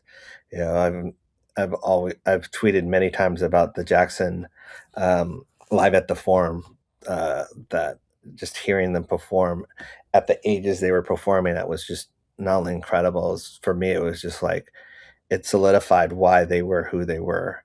But I went into like a downward spiral about a month ago, because I hadn't listened to it in a while, and I was very saddened because even though my dad didn't play on the records, but he played live, I realized that was the last time I was going to hear I Want You Back strum live, because my dad's no longer here to play it. And that's where I got saddened, because that's such a staple to me, just that rhythm of him playing the chunk, chunk, chunk, chunk, chunk, that's, and when I said earlier, that's kind of how I identify myself. It's like knowing that I'm never going to hear that live again from that person. Not my dad, but just that person. It saddened me, because that's such a staple of my life and importance of my life. The Jackson 5 is. Absolutely. Sorry to bring it down. It's not. It's a recognition thing. It's not a sad thing for me. It's just. No. It's almost just like saying, okay, that's never going to happen again. That's the sad part about it, because I can't separate what my dad did as an artist versus him being my dad. They're two separate things to me. But I guess the positive thing, Taj, is that your dad, Tito and Jermaine, had such an impact and influence in terms of Black youth being able to see those two up on the stage, along with Ronnie and Johnny and eventually Randy. That was a first. Such a magic. Yeah, and that was a first, right? You think about it. It wasn't. You're right. They didn't get a chance to play on the records, but again, it says something that they learned the music and were able to perform it at such a high level, to the point where I once read an article by Andre Simone where he talked about as they were coming up in Minneapolis, they wanted to battle the Jacksons, right? That Prince and his band, they wanted to battle, like they were competitive that way. But again, that just shows the influence that they had back then. So yes, it is sad, But I think, there's so many. I mean, just think about it. Andre Simone, talking about, Prince and Morris Day, all of those guys as they were, preparing themselves for what, the eventual success they would have. Yeah. But they compared themselves to the Jackson 5, right? And there's that song, If That's How Love Goes. I always reference it, where Jermaine's singing and playing bass at the same time. And it's one of those songs that I'm like, I've always tweeted about it and like, oh my gosh, Michael Jermaine's amazing.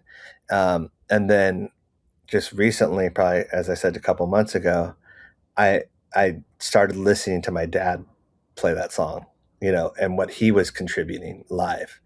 And that's where I said I got sad, because I focused on Michael Jermaine, which rightfully so. He's singing and playing, but then my dad's doing all this magic behind the scenes. He's playing like 3 different guitar parts. He's switching pedals, and all that.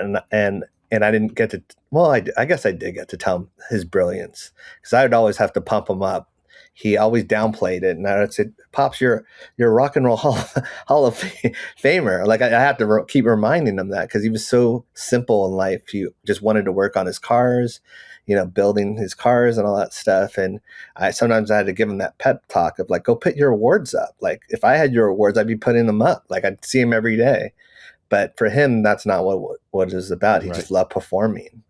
But I just wish I got to tell him more how incredible. I mean, I did, but I wish I got to tell him how incredible he really was. Yeah. Charlie, anything else on this topic? I don't have anything for this one. Sorry. I mean, it's always nice to see major artists name checking and paying dues to Michael and the family. I mean, I saw Bruno Mars in concert a few years ago. He was absolutely dreadful. He was rubbish. So I think he has been a Michael impersonator since he was a kid. And my overriding impression of him is that he has essentially remained quite a versatile impersonator of other artists all the way through his own career. If you listen to that last proper album he put out, which I think was called 24K Magic or something, it's basically like 10 or so songs, and every single song is a pastiche of another artist. So you get, a Prince or The Time pastiche, and then you get a you get a Teddy Riley pastiche, and so on and so forth. But he's kind of like a magpie who just collects other people's stuff and doesn't really do anything original.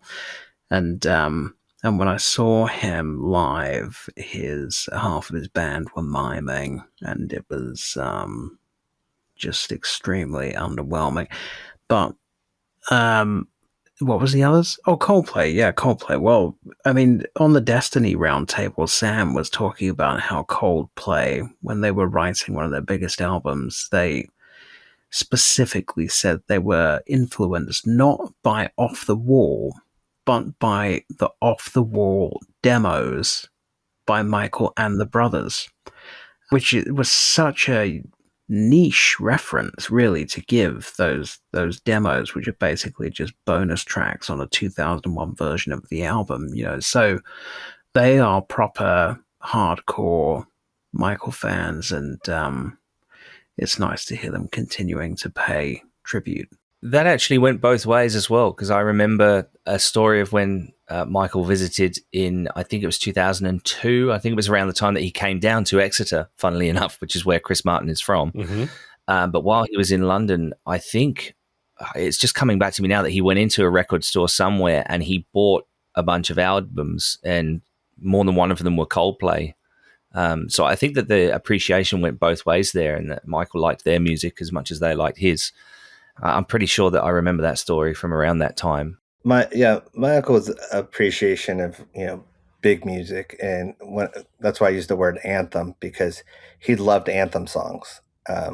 So if a song became an anthem song, he was all over it, like in terms of trying to figure out the ingredients of it. And I know for sure that at least with the U.S., but also the world charts, he would have like the top 10.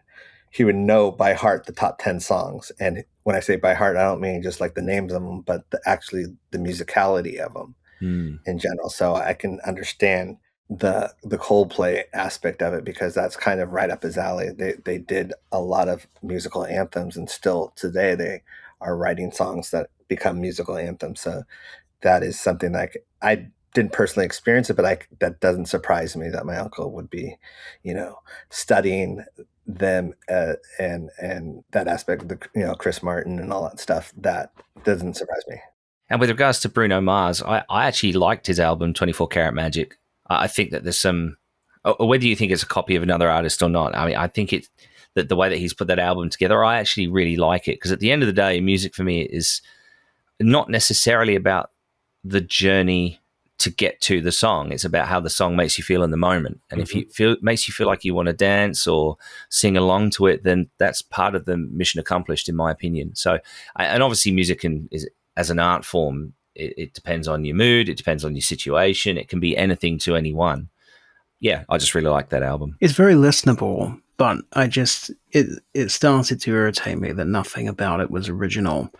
And the other thing I really didn't like about it was there was a particular song, which I can't remember what it's called now, but it's basically a song written from the perspective of a domestic abuser.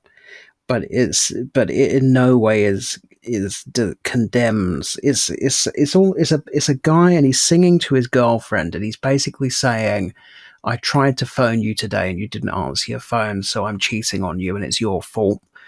It's something like, "I've got this one waiting, I've got another one waiting, I've got all these people waiting on me. I was calling you earlier, but you didn't answer. Look what you made me do." And I just thought, oh my God, what a disgusting song.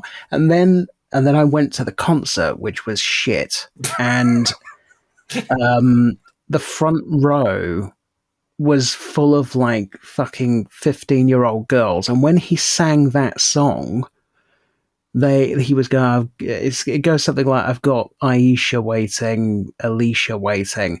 And there was all these like teenage girls going, "You can have me, Bruno." And I just thought, this is just disgusting. There's all these teenage girls saying, why can't you abuse me instead of this imaginary woman you're singing about? The whole thing just disgusted me. But I also just got fed up with that stupid sort of pimp character that he started playing around the time of Uptown Funk. And then his music took a real severe downturn where every single song seemed to be like, "Come over to my house. I've got a gigantic swimming pool. I'll give you branded champagne. I'm wearing Gucci. I'm really rich." And it was just like, oh, this is tedious. But, he is a good musician, but there's a lot of shit about him that irritates me. I wish I'd gone to see him pre-Uptown Funk, because I think he was a lot better then. And what happens to a lot of artists is the more famous they get, it all starts to go a bit tits up. Was the song that you're referencing called "Calling All My Lovelies" by any chance? Yes, that's the one. Yeah, I got Alicia waiting, Aisha waiting, all the Ishas waiting on me. So why are you contemplating, player hating, if this is how it's going to be? I'm calling all my lovelies because I can't get a hold of you. You weren't here to hug me, so look what you made me do. Something like that. It's a real grotesque song. And what was more grotesque was all these really young women in the concert who were like throwing themselves at him and saying, oh, it was just fucking creepy. It was horrible. But yeah. I'd not heard that song before. When I say I like the album, there's probably 3 or 4 songs from it that I've actually heard. So I just, yeah. It's interesting. If you listen to it, it's like, but every song you can, oh, this is the Zapp and Roger pastiche. Oh, now we're on to the New Edition pastiche. It's like every song is just like kind of him. If you were going to be positive, paying homage. If you were going to be negative, ripping off another previous artist. Anyway, I used to quite like him, but then I just got cheesed off with him after Uptown Funk. I thought it all went majorly downhill. The novelty wore off, huh? Yeah, and it's just, I mean, Uptown Funk, he was kind of just being Morris Day. And then he just never snapped back out of that character, and everything became about, oh, look at me, I'm the big cheese. Why don't you come to my mansion and swim in my swimming pool? It's just like, yeah, we've heard this, Bruno, for like fucking 10 years from you now. Could you do something that's what, that means something? But anyway, next up on the Bruno Mars cast. Exactly. All right. So as we transition away from that topic, and actually start to wrap up, we'll maybe have some positive news here from the estate, as they are going to release the number ones on vinyl for the first time in January.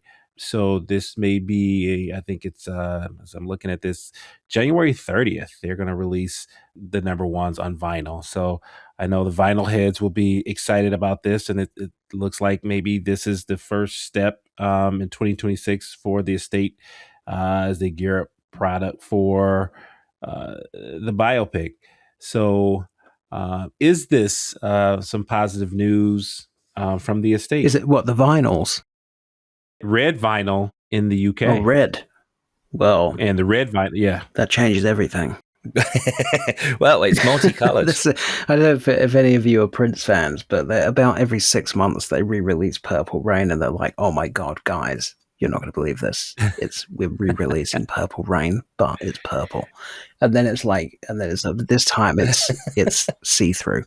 It's like, oh my God, please stop.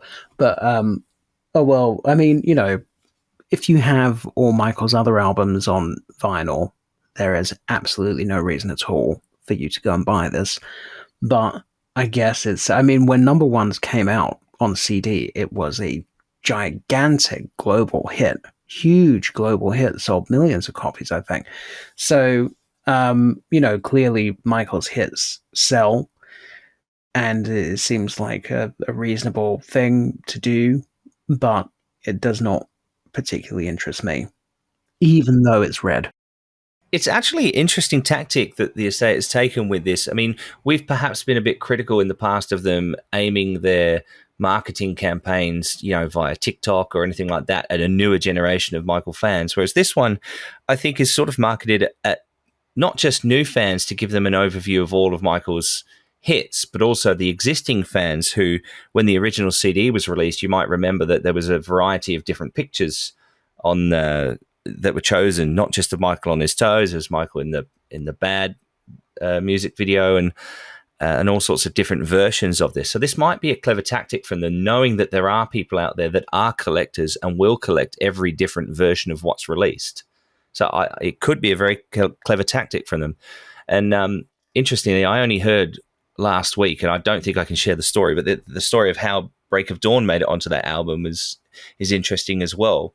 The one part of that album which but it makes me sad is the song One More Chance, because it's a lovely song and it charted and it used to get good radio play when it was released.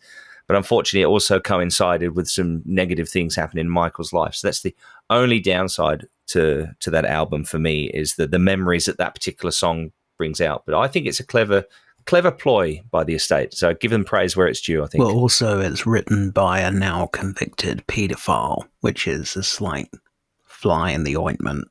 So yeah, that's kind of a sour note over that particular track. Is that R. Kelly? Yeah, it was written by R. Kelly.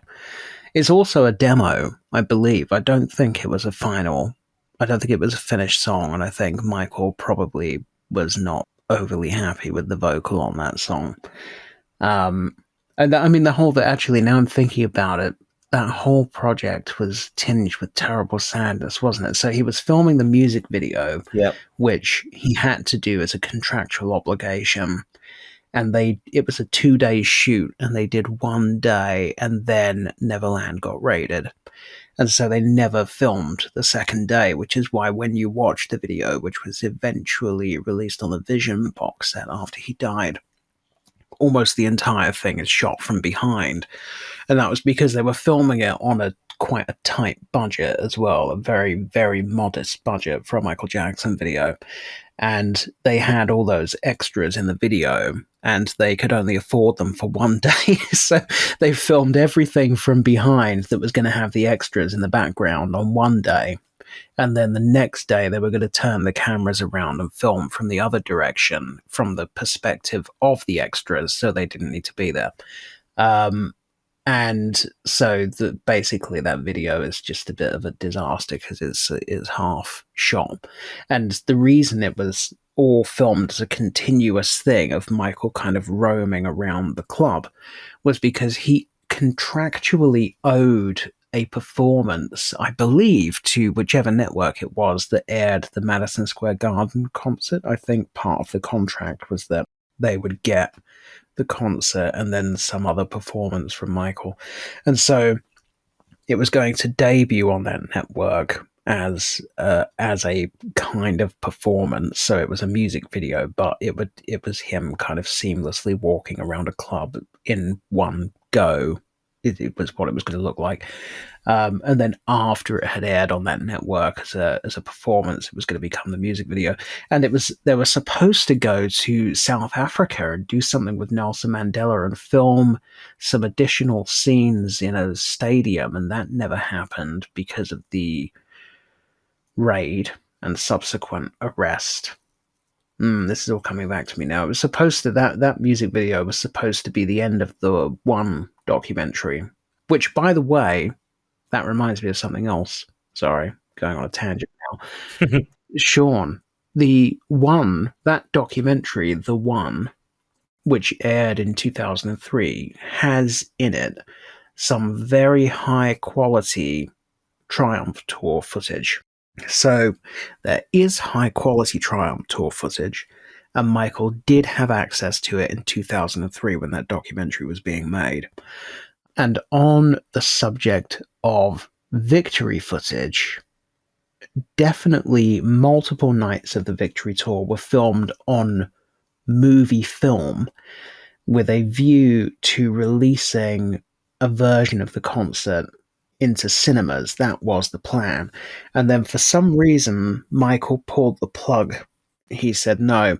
And there was some audio that leaked maybe 2 years ago, maybe a year, if I lose track of time now, but there was some audio that leaked of Michael speaking to the author of Moonwalk, his sort of ghost-written autobiography, where he was expressing discontent with aspects of the show. I don't remember if he went into any detail about what it was about the show that he wasn't happy with, but he definitely said that he was not happy with elements of the concert. So maybe, he was a perfectionist, and maybe that's why he pulled the plug. And he actually did the exact same thing then a few years later on the Bad Tour. Multiple nights of the Bad Tour in London and Paris were filmed on movie film with a view to releasing it as a cinematic release, and that also then got kiboshed by Michael. So, what was the question? Oh, is the vinyl a good idea? Yeah, well, I mean, the CD was very popular, so it seems like a no-brainer. Yeah, there's, and especially if it's red. There's nothing quite like a Charles Thomson tangent, is there? I love it. All right. That's a good way to transition to the final topic. And it's one that we dealt with a couple episodes ago. But as we wrap up this episode, our 2025 Christmas episode, and move into season 12 in 2026, we'd be remiss if we did not talk about the changes here at the MJCast, most notably Jamon Bull taking a step back for family reasons. And so, we touched on it, we discussed it 2 podcasts ago, but we want to just, get any more thoughts on that and just kind of, once again, thank Jamon for all of his hard work. We're here because he, Q, Charles, all of you guys at the very beginning, came up with this idea to, have a podcast that focused on Michael Jackson. So just your thoughts on that as we wrap up here and move into season 12 in 2026. Look, I don't know what this takes to be part of this. I join in as special guests.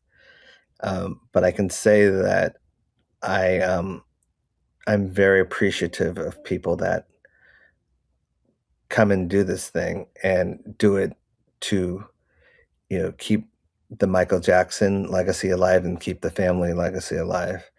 And I can say, I got to know Jamon over the years, and it's just very appreciative of him as a person. I think that's kind of where I'll take this, because you can be someone on the air and very sweet, as a personality, but then when you get to know someone and they kind of match that description off, that to me is very honorable. So I know that this podcast will go on, but at the same time, it will be missing something with him as well. I agree. This podcast has done an outstanding job of making sure that the Jackson legacy is being preserved, and all of that is due to Jamon's hard work. So we're definitely going to miss him, and we are, we're going to keep this train moving, Nice. and we're going to continue to try to bring great content about Michael and the Jackson family as we move into season 12. And I know you guys will too. So Charles or Charlie? I never liked him. No,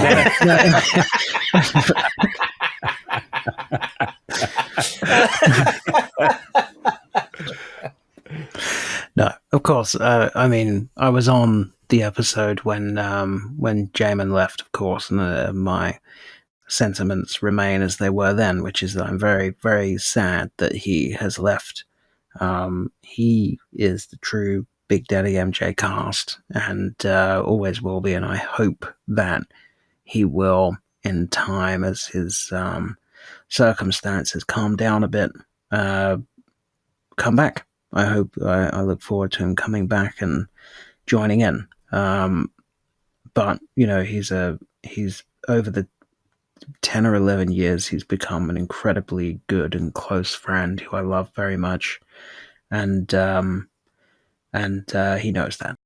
Yeah, I'd pretty much like to echo that and what I said on the episode as well, which was that I wasn't part of the Michael Jackson fan community as such. I was, before becoming involved with the MJCast, I was a Michael Jackson fan, always have been, but I never really engaged with the fan community until this. And through the MJCast, Jamon and I would have almost weekly catch-ups discussing what episodes we wanted to do, discussing the editing, discussing what guests we try and get hold of. Yeah, I'm just super grateful to him and Elise and Charles for allowing me to come on the MJCast and become an editor, and now a part-time co-host as well, as we welcome Simon Wilkie in to help out with the editing as well. And I've made so many friends in the fan community as a result of that, as a result of being involved in the MJCast. And for someone who comes from a very small town on the edge of Dartmoor in Devon, southwest England, to now be able to call people who not only worked with Michael friends, but even a Jackson family member in Taj, to be able to call you a friend as well. That's something I never dreamed would happen, that I'd ever meet or speak to anyone who had anything to do with Michael Jackson. And that's all down to Jamon and his introduction.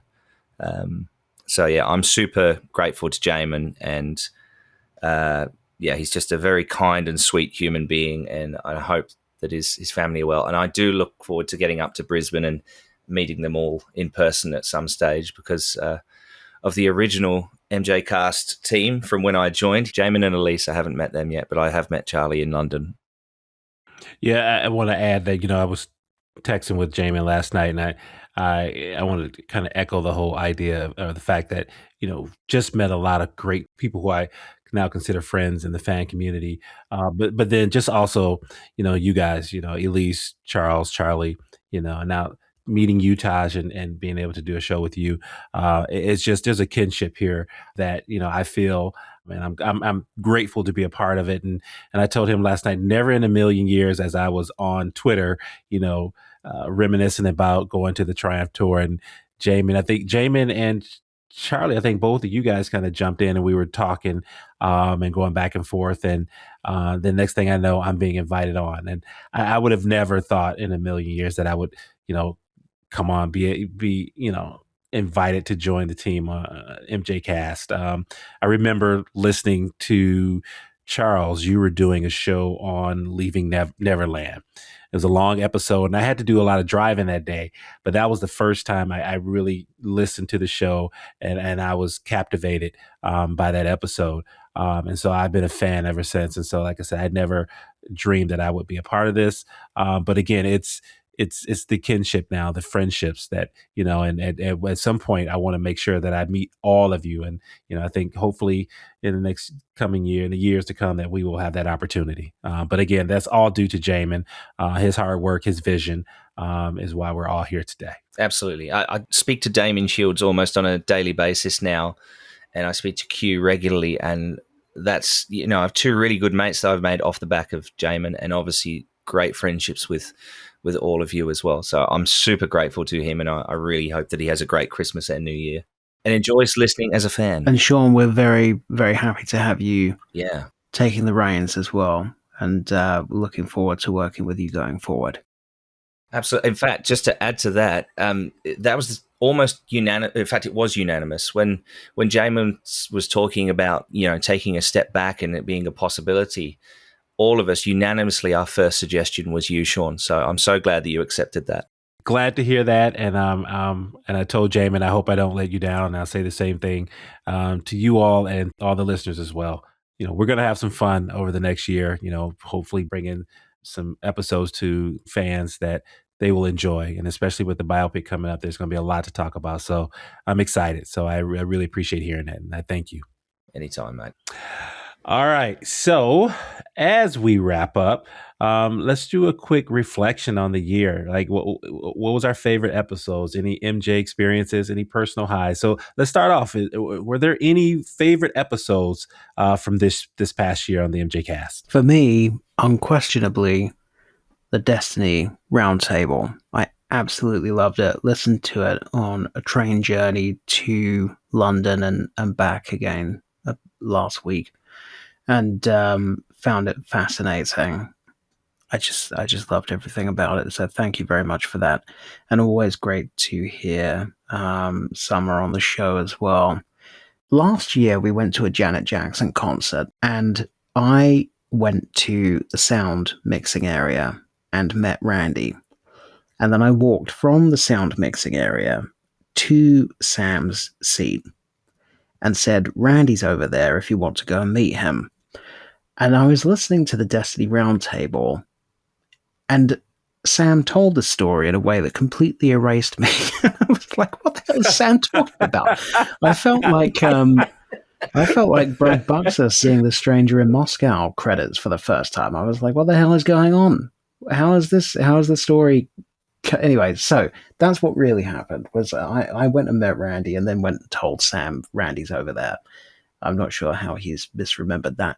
But anyway, yes, the Destiny Roundtable, apart from that blip, was my favorite episode, I think, of the season. And to be honest, I can't remember what else happened in the series. What was the Vindication Day episode this year? That was Josephine's Only. Was that this year? That feels like... Yeah. It's been a long year, isn't it? Yeah, okay. Oh, well, yeah, I enjoyed doing that. To be honest, there's probably a lot of favorite episodes that I just can't remember that they happened this year. Who else have we had on?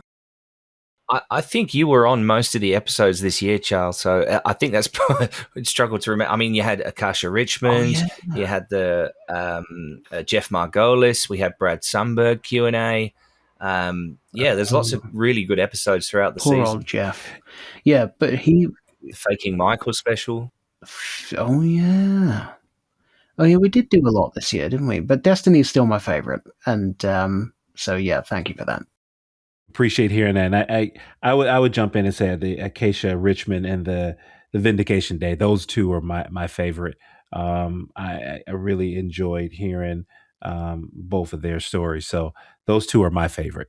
So Akasha, her episode was great. And the disappointment is that I believe she's closed her restaurant now. So the opportunity to go and taste this world famous banana bread is gone. We should have made that episode sooner. Yeah, I mean, hospitality is a terrible industry to be in, generally, because it's so kind of precarious and difficult to turn a profit on with rents, when you have to pay exorbitant rents, as I'm sure you do in Los Angeles. So we put the episode out saying, by the way, if anybody wants to meet Akasha and go to her restaurant, it's here. And then like 2 days later, she announced it was closing down. So that was like the worst possible timing. But I look forward to seeing what she does next. And she's a lovely lady, and her food is genuinely really brilliant. So I wish her the best in whatever she does instead.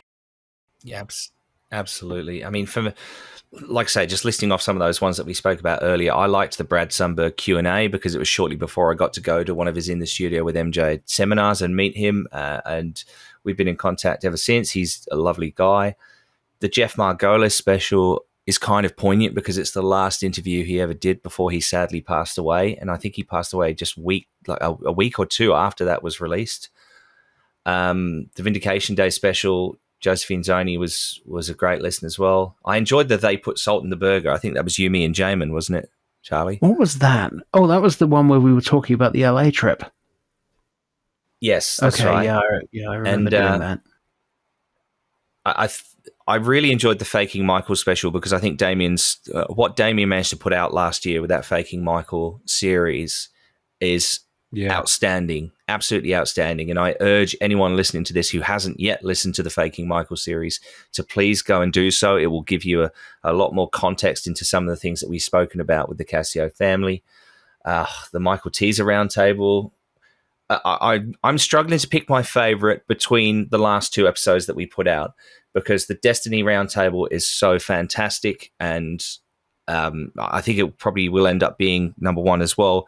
But just the emotional and poignant topic of Jamon announcing that he was stepping back. 185, thank you and keep Michaeling is got to be up there as well as a massive moment in the history of the MJCast, not just this season. So it's between it. I'll call it a joint number one between that episode and the Destiny Roundtable because the Destiny Roundtable has opened my eyes to so much of the Jacksons catalog that I was never aware of before. Yeah, I agree with you about the Jamon episode because again, this was his baby and it was very emotional to have to hear him tell us that he's leaving, but we all understand. So I agree. I'll add that one to my joint number one as well. Taj, have you had the chance to listen to any episodes, or have you been too busy? I'm not going to sit here and lie. I've been too busy, but I've been intently listening to you guys of which episodes I should check out. So I do know the Destiny Roundtable is going to be one of them, and they all sounded, the ones that you guys mentioned, all sounded really interesting in that. And I do have time when I'm driving my kids to school every day to sneak those in. So now I know what I'll be listening to. So I think by next year I'll be caught up with what I should be caught up with. We look forward to hearing your thoughts. Taj was on the Leaving Neverland 2 roundtable, and I think it's interesting that none of us even really remember doing that, but it's because the part 2 just bombed, just absolutely bombed and just did nothing. Yeah, that wasn't this year. That was this year, yeah. That was oh my gosh, now I really feel bad. Yeah, we put out 3 episodes in the space of 2 weeks there in early March, so to start the season off. But yeah, I can see Leaving Neverland 2 in the list there, but I just, like you say, it made such a little splash that I didn't even think it was worth mentioning, and I try not to bring Leaving Neverland up at all. But it's interesting that in recapping this year, none of us even remembered that came out. So that, I mean, it really did absolutely die on its arse, didn't it? Yeah. I just think that it didn't have the machine behind it that the other one did, and rightfully so, because with all the lies that the fans and journalists the right journalists had exposed, it shouldn't even, Leaving Neverland 2 should never even have been made. Yeah. But it was, and I'm very happy that most of the fandom, MJ fandom, ignored it, so the ratings were horrible. If you probably broke down the ratings, they were probably 90% still Michael Jackson fans that were curious of what was going to be said, because I just think time is different now, and people really want to not only celebrate Michael, but reconnect with Michael's music. And you better have something very concrete, which they've never had, to now try and guilt trip people into disowning Michael. That's, they tried that back in the day, and they were kind of successful, some people doing that. But now, because lies have been exposed, or lies haven't even been, the lies that they've told haven't even, don't even stand up in terms of the weight of it. It's just, I just think that people are, I don't want to even say getting wiser. We're just more armed with combating it now. And you mentioned Damian Shields, and I do think his podcast was amazing, Faking Michael. And I recommended it to anyone that I could recommend it to, because we lived that part of it. And it was the most frustrating thing when you know the truth and you're telling people the truth and no one's, believing what you're saying. And Damien really championed that aspect of it and spent so much time and energy and his own money to get the truth out there. So I commend him for it. Okay. Well, thank you for that. And so what are we looking forward to in 2026? Well, there's nothing's happening in 2026, is it? I can't think of anything that's happening. My 40th birthday, and you can all come. All right. That's about it. Funnily enough, it's just as the biopic is being released. It's that week. Oh, that's what it was. Yeah. Oh, so that'll be your birthday gift, right? Is it released in the same time for every country, or did we find that? I'm not sure. I think it's April 25th is what I heard. And no, it's not. It's not out in Asia at the same time. I think it's coming out later in Japan, and it's unclear whether it's going to make it to China. If it does make it to China, that will make an astronomical difference to the box office, I think. But so I don't quite understand why that's happening, because it seems like an open invitation to bootleggers, but that is the situation at the moment. It comes out for most of the world in April, and then I believe in Japan it comes out quite a bit later, like 2 months later or something. All right. Anything else that you're looking forward to? Well, the red vinyl, of course. Are we talking personally, or just to do with Michael and the Jacksons? Michael and the Jacksons, and if you want to throw some personal things in there as well. Well, I'm hoping to get over to the UK with my family next year as well, and was hoping to go and see the musical with Charles at some point. But when does it finish? February 28th. Yeah, I'm not going to be there before then. It might be on tour, so it is going to go on tour, but we don't know when and where yet. But failing we might be able to go and see 3T. If you know the right people, that could be very helpful. That would be even better. Hey, look, I would say in terms of what we have scheduled right now, the UK is one of those missing ingredients that we are heavily looking into, because that was kind of what kicked off our career in Europe, at least was the UK. That's where we started. And so that's very, very, very, very important to us. So, but this is, I think it's going to be an exciting Jackson year in general, but I'm keeping my fingers crossed with everything, because obviously I'm very, not only an older cousin, but I'm just very supportive of Jafar. I know he'll knock it out of the park. I hope the movie's good. I know he will be incredible in it, and I'm kind of rooting and praying that the movie's good, because I don't want his great performance to be lost in there. But I know that I'm very proud of what he's done so far aspect of it. So there's a lot of things that are going to be firing simultaneously in 2026. That some surprises and some not. Taj, I have just one request from you for 2026, and I've been a follower of 3T, and I'm also a huge fan of your cousin Austin Brown. So if you guys could find a way to maybe do a show together, I would absolutely love that. I'm going to throw that out in the universe that you all. Let me say one thing in terms of that aspect. We grew up watching our uncles and aunts performed. I never understood why they didn't perform more together. Yes. So there's something in the second generation, if you want to call it second or third, whatever you want to call me and Austin and my brothers and all that stuff. There's something in there that we can't see why we don't do stuff together more often. So that's something that is definitely in my radar and important to us to make sure that as a family, we do more stuff together on stage. I think is because we're stronger united. Yeah. Doing some great stuff. So if you guys ever...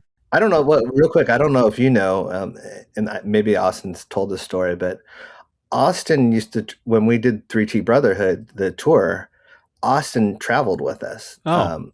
He got permission to travel with us, and so he went on every show. And we had our friend Louis, basically Terrell's best friend, because he was a teacher, tutor Austin. That was the only way he could go.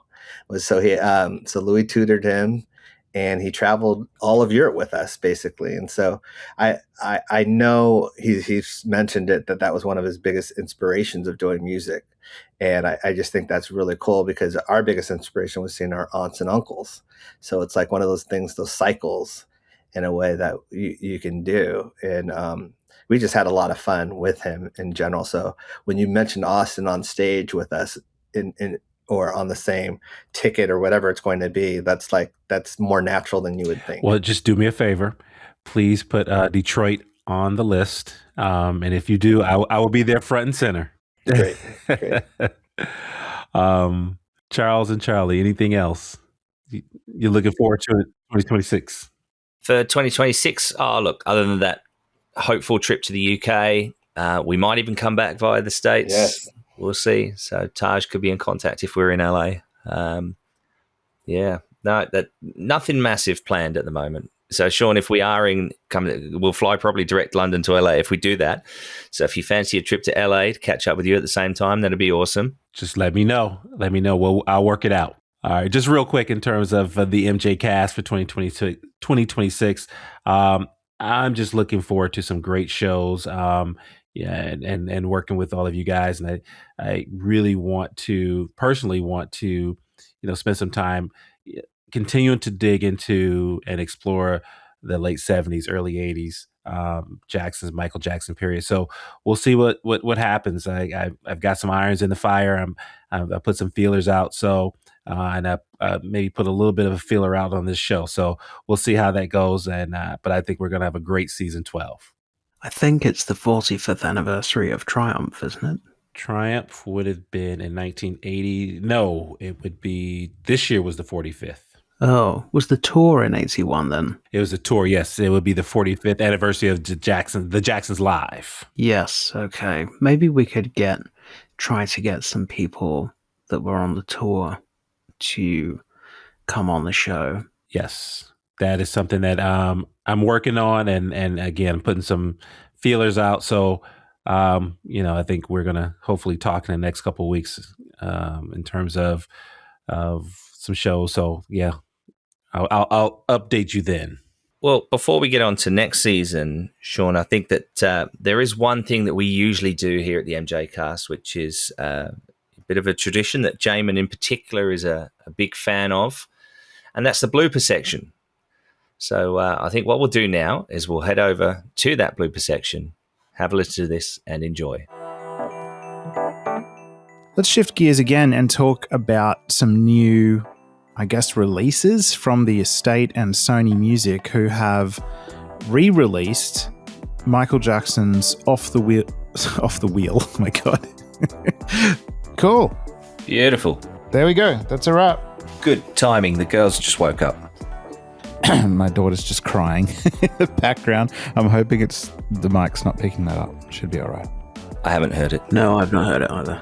Okay. Sorry, I haven't heard her. Sorry, she's not an it. Haven't heard it. Sorry. I knew you were talking about the crying, not the person. Yes, yeah. And then from the UK, we have Bryn, shh, you can't do that. Ugh, sorry, I have too much. I'm rattling. I'm sorry. So if you haven't seen the show yet, it might be worth going and checking it out while that deal is running. Did it happen again? It happened again, but we got for fuck's sakes. Okay. It's all good. That's so strange. So, let me start over. Sean, you're on mute. Thank you. I was on mute. How did you know? Maybe you're speaking, but we can't hear you. That's a good thing, because I was like, wow, this is very quiet right now. No, I was on mute. And I was just sitting there talking. And that's all he wanted. He didn't want to sing with anybody. He didn't want to dance with anybody but the dancers. And, let me just get rid of this. Sorry. I'm sorry about that. And we were doing a rehearsal. We were doing camera blocking, and I was holding cue cards at that time. And we finished the rehearsal, and this little kid, oh, jeez. I'm so sorry. It's totally fine. So good. Oh, gosh. I'll get rid of that. And I surrounded myself with people like that, and they respected me for wanting everything to look. Remember what I told you? There's those dogs. They'll stop in 1 second. That's okay. Hey, girls. Hey. Taj, how can people find you on social media? Oh, I knew you were going to do this. I think it's Taj. I think it's Taj Jackson 03. Is that all of them? I don't know. Yeah. Are you, sorry, Akashi, are you tapping the desk with something or something like that? Oh, that's okay. sorry. That's okay. Sorry. But I know that Jamon will be upset with it. But don't worry. So go ahead. You were just saying Naomi Campbell was there as well. Welcome everybody, and thank you for joining us. How are you all doing? Hey guys, doing great. I'll take that as a comment on behalf of everyone. Good. Okay.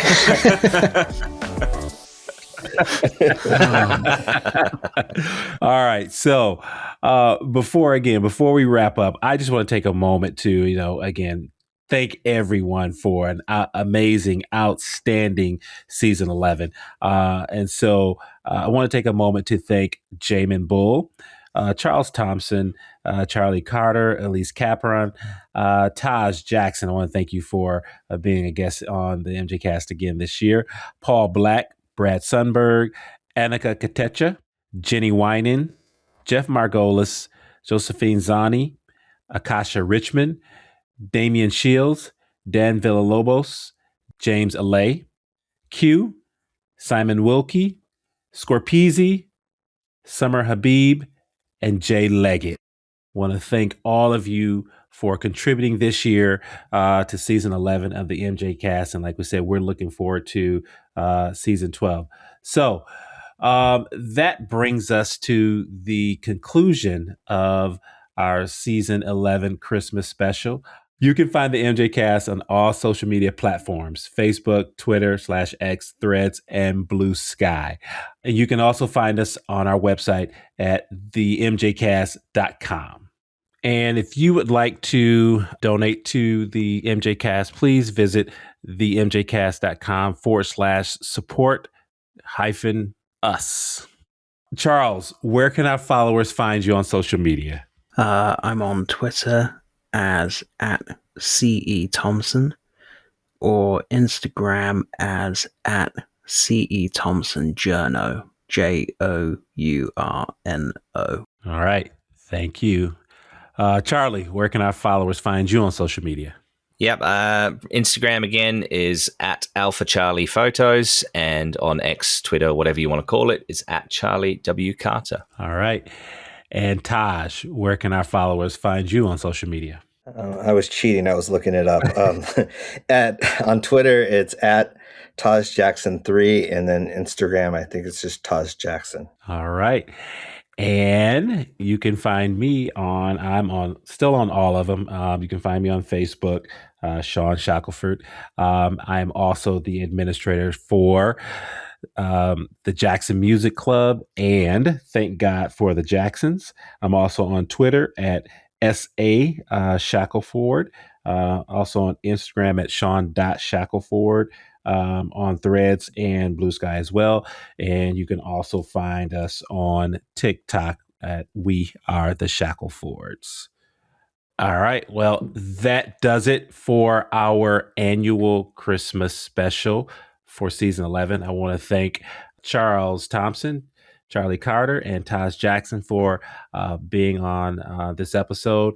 I want to give a shout out to Elise Caperon, who could not be here today, but she did leave us this message. Hey guys, this is Elise. I'm so sorry I couldn't be on the recording today. I was really sad to miss it. I had a scheduling conflict that came up last minute and just could not work around, so I let the team go on without me. I want to give a huge shout out to Shawn for stepping in to host. Shawn, we are so excited to work with you this coming season as an official team member of the MJCast. To Charlie Thomson, Charlie, love you so much. You're the longest running member of our team now, and you are brilliant as always. To Charlie Carter, who does so much behind the scenes. Charlie, really appreciate you. And of course, to Taj. Taj, thank you so much for being part of our annual holiday tradition. It is beyond special to me and to all of us and really means a lot. We can't wait to continue it in the future. And you guys, of course, Jamon and Q as well, are both here in spirit. They started this. We're going to keep it going. They will always be with us in one way or another in every step of the process we do on this show. And I promise you, we will get their voices back soon as well. It's been a great year. 2025 was amazing. We already have some plans in place for 2026. We're so excited to see you then in season 12 of the MJCast. So we look forward to that. In the meantime, I'm sending you all my love. We love our MJ fam around the world. You guys are why we do what we do, and you help us make it happen. So thank you. Can't wait to see some of you this coming year at fan events, and have a great holiday season. Signing off for 2025, this is Elise. Take care and stay bad. With that being said, have a wonderful holiday season. Merry Christmas, Happy Hanukkah, Kwanzaa, whatever it is that you celebrate. Just make sure that you take time to stop, pause, and enjoy your family. And as always, keep living off the wall. Happy holidays. Did that sound sarcastic? A little bit. Happy holidays. Wishing everyone a happy holidays. Happy Christmas to all our listeners, and I hope you have a great 2026.